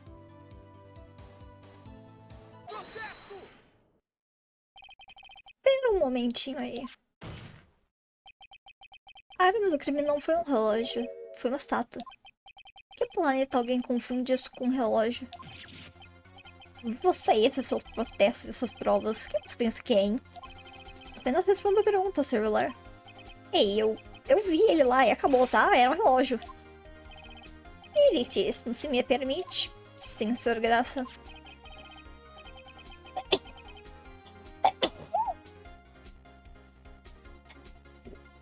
Como diz a testemunha, essa estátua é mesmo um relógio. O pescoço é um botão, é só inclinar a lisa hora em voz alta. Como não parece um relógio, eu registrei como uma estátua. Perdão. Entendi. Então a arma do crime é um relógio, afinal de contas. Tem o Sr. Wright. Parece que o depoimento da testemunha estava correto, isso é um relógio. Você tem mais algum problema com o depoimento dele? Sim. Meritíssimo, não tem um grande furo no depoimento da testemunha. A testemunha poderia saber que a arma é um relógio se você tivesse segurado nas mãos. Porém, o depoimento diz que ele nunca entrou no apartamento. Isso é uma contradição. Tem razão.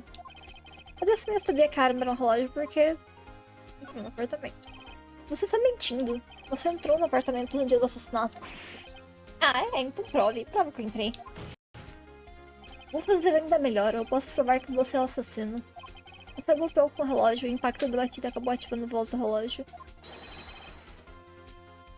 Esse foi o som que você ouviu. Ordem, tribunal. Pregante pode continuar, Sr. Wright. Obrigado, Excelência. Sr. Velar, o som deve ter te surpreendido muito. O que é compreensível, já que a arma do crime falou na hora em que atingiu a vítima. Ela voz ficou gravada na sua mente. E é por isso que você tinha tanta certeza do horário. Do que você está falando? Isso não passa de uma especulação sem embasamento. Sem embasamento? Basta olhar para o rosto da testemunha. A testemunha poderia elaborar? Você golpeou a vítima com o relógio? Naquele dia, eu nunca... Olha, o relógio, eu vi... Não, digo, eu vi... Droga!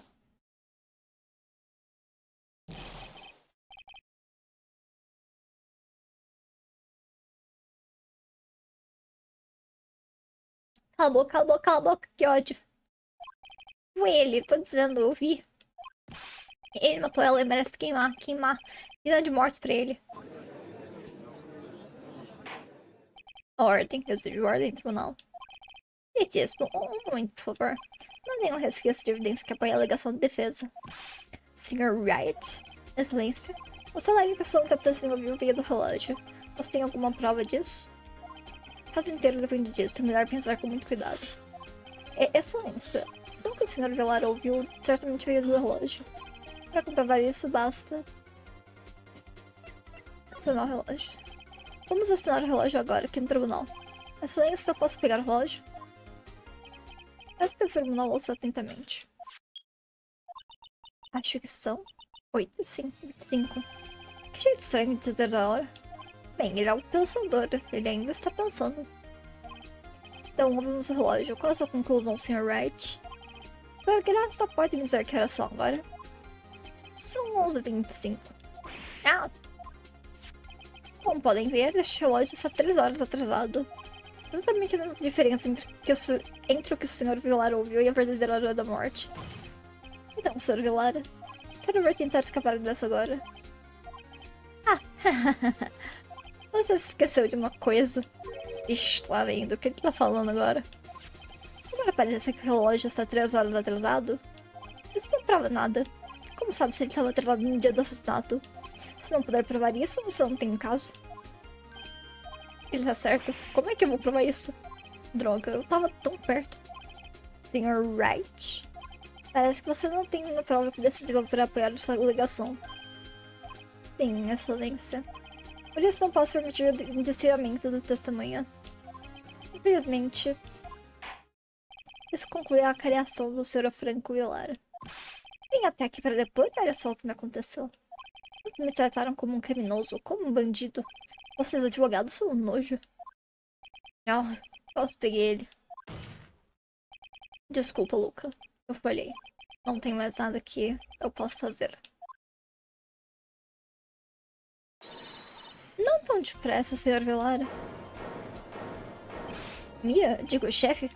Ouve bem, Fênix. Não desperdice essa chance assim. Pensa. Mas, chefe, já era. Não tem como provar que o relógio estava atrasado no dia. Ninguém pode provar isso. Bem, sim. Mas isso não significa que você não pode vencer. Tem que pensar fora da caixa. Não perde tempo duvidando dos fatos. Presumo que o relógio estava 3 horas atrasado e... vamos partir daí. A pergunta é, por que o relógio atrasou 3 horas? Descobre o motivo e você vai ter sua prova. Tá bom, Fênix? Você consegue pensar em um motivo para o relógio ter atrasado 3 horas? Calma aí. Acho que posso provar. Você deve ter alguma evidência capaz de provar isso, Fênix. Joga lá na cara deles. Então, Sr. Wright, você disse que o relógio já estava atrasado no dia do assassinato. Encontrou alguma evidência que apoia essa alegação? É claro. Há uma evidência do processo capaz de provar a minha alegação sem deixar dúvidas. Falou bonito, mas quero ver fazer. Onde está essa evidência que prova que o relógio estava atrasado? A vítima tinha acabado de voltar do exterior na véspera do assassinato. Como você sabe, a diferença de horário entre DAC e o Brasil é de 9 horas. Claro, todo mundo sabe. Quando são 4 da tarde aqui, é 1 da manhã no dia seguinte lá. Por isso o relógio não está 3 horas atrasado, mas sim 9 horas adiantado. A vítima não ajustou o horário quando voltou da viagem. É por isso que o horário que você ouviu quando golpeou no apartamento estava errado. Essa é prova suficiente para você, Sr. Villar? Ou devo dizer, o senhor matara? Não, matar é o outro. É do outro caso.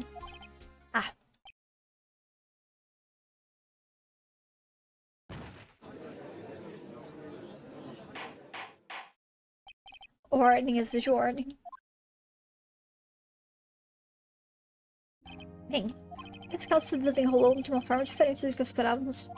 Por graça à sua testemunha, ele foi detido, levado pelos guardas da excelência. Muito bem. Sr. Wright? Pois não, excelência. Eu estou impressionado. Não me lembro de já ter visto alguém concluir uma defesa tão rapidamente. Ainda por cima encontrar o culpado ao mesmo tempo. Obrigada, excelência. A essa altura, isso é apenas uma formalidade, mas... o tribunal declarou réu o Sr. Luca Leudo. Inocente.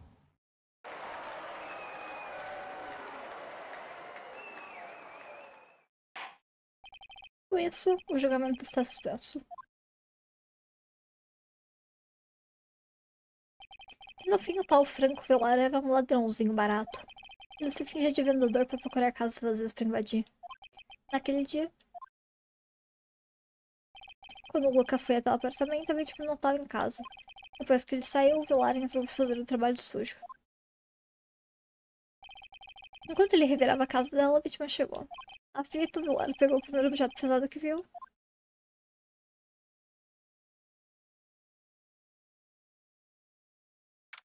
De agosto, 14h32, Corte Municipal, segundo dos réus, número 2.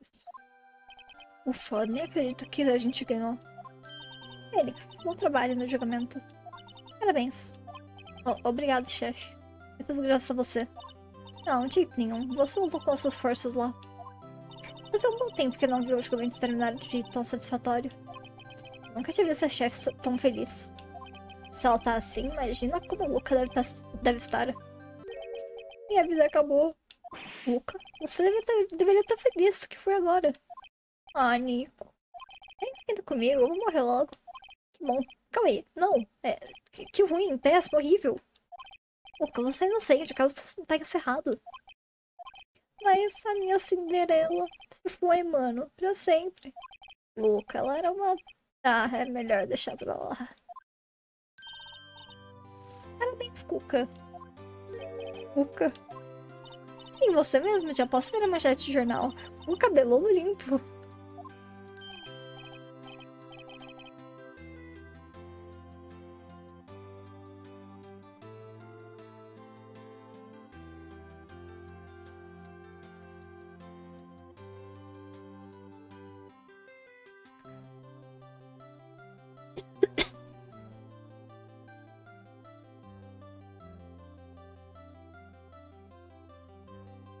Eu vou demorar um tempo pra processar essa. A piada tava pronta, mas eu vou demorar um tempo. Valeu. Fico devendo uma. Não vou esquecer disso, nunca. Vamos comemorar. Jantar? Cinema? Por minha conta? Ah, não posso aceitar. Ei, fui eu que livrou sua cara. Ah, verdade. Toma, fica com isso. É um presente. Um presente? Pra mim? Peraí, essa não é evidência aqui. É verdade, eu fiz esse relógio pra ela. Eu fiz um pra ela e eu pra mim. Sério? Você? Você fez isso? Bem, obrigada. Vou guardar como lembrança. Ei, Nico. Dá pra acreditar? Fiquei doido naquela mina. E ela falou só me fazendo de trouxa. Você não fica com vontade de chorar? Luca. Tem certeza? Certeza de quê, minha filha? Ela devia ter muito carinho por você. Do jeito dela. Minha pau, não precisa ter pena de mim, tá tudo bem. Ah, mas não tô com pena nenhuma, de verdade. Não é mesmo, Fênix? Você não tem uma coisa pra mostrar ao seu amigo? Uma coisa que mostra o que ela sentia por ele? Hã? Sim. É mesmo. Do que é que ela tá falando? Olha só, Luca, a prova definitiva de que você não era só um otário pra ela. Hein? Que relógio? Este é o relógio que você fez pra ela, Luca. Ela levou isso na viagem pro exterior. Ah, e daí? Talvez ela precisasse de um relógio, nada demais. Você acha mesmo? É meio pesado pra levar na mala. Bem, nem isso que achar melhor. Ei, Nico. Que bom pedir pra você ser meu advogado. Eu tô muito feliz por isso, obrigado. Tomara que isso ajude ele a se sentir um pouco melhor. Fênix, espero que tenha entendido a importância das provas. E também que as situações mudam dependendo da forma como a gente olha pra elas. As pessoas também. A gente nunca sabe se os nossos clientes são culpados ou inocentes. A única coisa que a gente pode fazer é acreditar neles. E pra acreditar neles, você tem que acreditar em si mesmo. Fênix, ouça, aprenda, cresça. Nunca abandone aquilo em que acredita. Nunca. Bem, acho que meu trabalho aqui terminou. Vamos? Sim, vamos. Você acha de jantar? Eu pago. Vamos brindar pela inocência do Luca. Vamos? Ah, por falar nisso, Você comentou que ele é um dos motivos de você ter virado um advogado. Ah, é, foi um dos motivos. Você precisa me contar essa história um dia. É um bom assunto pro bar. Foi assim que o meu primeiro julgamento terminou. O Luca me deu um tapinha nas costas e disse: Puxa, Nico, é muito bom ter amigos. Mas acho que ele não vai nos pagar, a não ser pelo relógio. A não ser que o relógio conte como um pagamento. Eu não sabia naquela hora. Mas aquele relógio logo estaria no centro de outro incidente. E a promessa de contar para chefe sobre eu e o Luca seria a única que eu não conseguiria cumprir. Sim. Tá chovendo.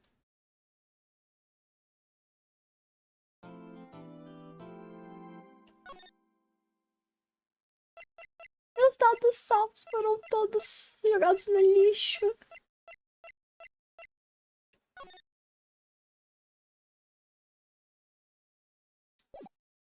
Meus dados salvos.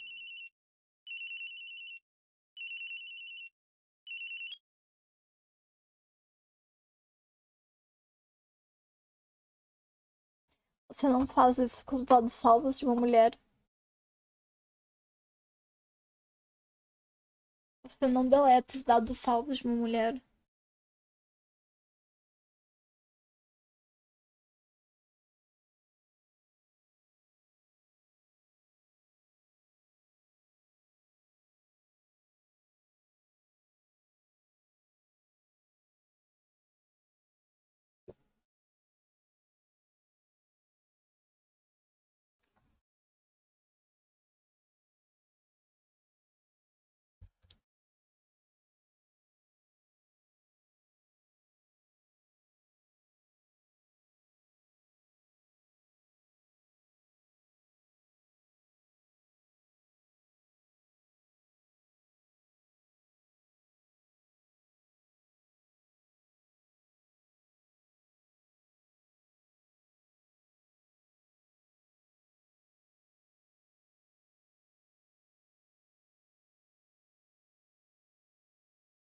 Bom.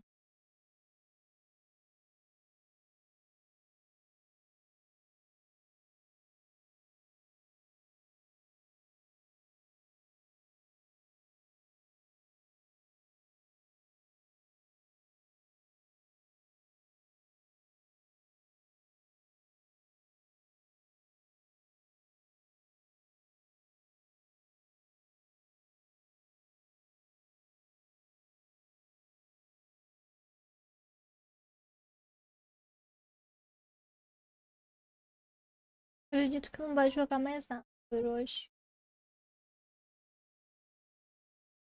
Então é isso. Beijo.